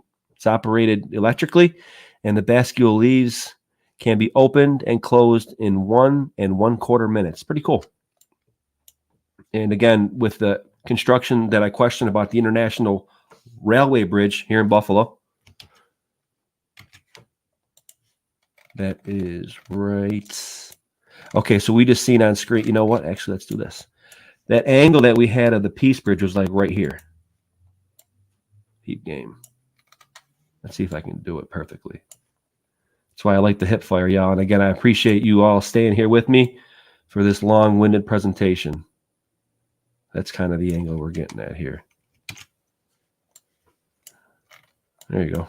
Sort of, kind of, sort of. So that's the Peace Bridge. And I question the foundations of them placing these foundations in the 1873 constructed International Railway Bridge. These two caissons right here, the foundations of these things. Guys, this water is like 10 miles per hour constantly, and it's 40 feet deep right here. This is a main prong of one of the facets of work that I do here, and I got to get more into it. So stick with me. I got years worth of work ahead of me, guys. Years. So stay tuned and go figure. How fitting is that? Bear Mountain Bridge. That's awesome. Suspension bridge, different than the truss, metal truss, which is what these are, metal trusses. And we just learned what a bascule bridge is. It's bisected, can be split in half. I think we're coming up to the end here, y'all. So on the next page, we have before the horse was displaced, we have this is cool, a mechanical hen that lays eggs. Okay, a marvel of ingenuity is this laboratory in the form of a hen, which performs mechanically a series of intricate chemical and physical manipulations through which the raw material going into the composition of an egg and its shell is made under electrical power. What? It involves no really new principle, but gives a thought-provocative demonstration of several old ones. Okay? The mechanical hen that lays eggs, everybody. Not only is this a book of modern marvels, it's also a book of modern weird shit. Thanks, great grandma. Setting tight by the line. Big old typing. Look at that machine. Don't get your fingers caught in that one, ladies. Or your hair, or your blouse. Milking by, yeah, here we go. Convenience of Babylon. Just make stuff more easy. You guys don't got to do it. Count on us. Man. Machine that supplies the power for milking. Give me a break. Look at that. That doesn't hurt. That's not traumatic at all for the cow. A close-up of the automatic milker. Oh, my word. That probably retards the production of the milk itself, and it probably is not even worth even entertaining that. You know what I mean? I'm pretty sure we're coming to the end. Wow, what an episode, guys. I appreciate you being here. Those who stuck along with me. That's it. Oh, wow. This is the last page. Okay. So, boom. Last page, we have this is interesting. A Sperry gyroscope on the SS President Wilson. Stabilize. That's what they use to stabilize. Well, allegedly, they utilize the gyroscope to gain orientation capabilities in zero gravity.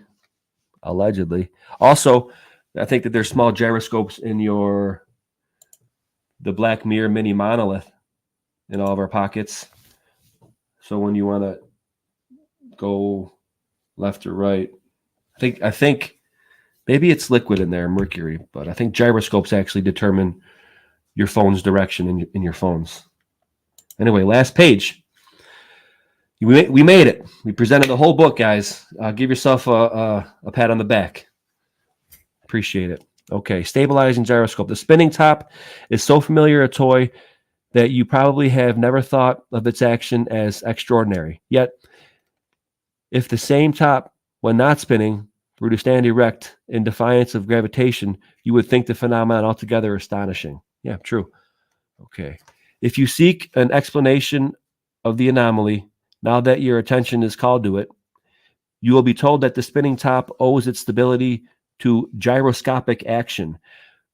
You will be further informed, perhaps, that every whirling body, from the smallest top to our big Earth itself, bullshit, is a gyroscope, and that every gyroscope, whatever its size, tends to retain a fixed position while spinning. It is gyroscopic action, for example, that keeps the Earth's axis aimed at the pole star, ensuring us a regular succession of seasons. The boy's top takes on new interest when we reflect the principle of action that holds it erect is the same principle that determines beyond peradventure the coming of the summer solstice in June and the winter solstice in December. Peradventure. Yeah. Naming a principle does not necessarily explain it, but let it suffice for the moment that gyroscopic action does stabilize the whirling body, and that practical use may be made of the principle in a number of interesting ways. Yeah, we know practical applications. It is possible, for example, to adjust a small, perpetually spinning gyroscope so that its axis, pointing always to the pole, will serve as a non-magnetic compass. Modern ships are equipped with such compasses, the invention of the late Elmer E. Sperry. Another Sperry success in this field is in the form of gigantic gyroscopic apparatus for stabilizing ships at sea. It is a mammoth top to be adjusted in the hold of a ship. Kept spinning by mechanical power, it will tend to hold rigidly the upright position and thus check rolling motion of the ship. The ship stabilizer must be of ponderous size because it must have power to push significantly against the weight of the rolling ship itself. The apparatus exhibited by Mr. Sperry weighs 120 tons. Wow. Even that seemed a small affair in comparison with the modern ship. The gyroscopic acts instantaneously and thus tends to check the ship's roll before it attains irresistible momentum. There you go. Now we learned about the gyroscope. And on the other page, the last page before the famous flight page that we already went through, the last one we have is radio befogged ship, latest radio in fire island light ship. It doesn't sound like it's in my wheelhouse, pun intended. More on the gyroscope. So we got a gyroscope balance car. Let's end it on this. A spinning top at the helm. Gyroscopes have been so nearly perfected that airplanes without living pilots have risen into the air, made long flights, and come safely to Earth. This is in 1931. Really? I didn't know that. They had drones back then? What? Did anybody know that?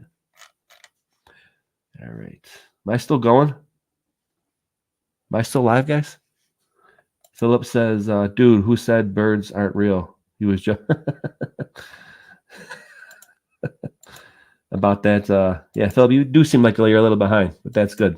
That's all right. And Gaynor, welcome. It's a thing, OMG. Yeah, well, we need to investigate robot everything. Yeah. The first rollerblader. Kara K says the first rollerblader. That's hilarious. All right, big top at the helm. That's it. We're gonna call that an episode. We're at 3 hours and 3 minutes. 33. Where's RV Truth at? Wow. What a day, guys. What a morning.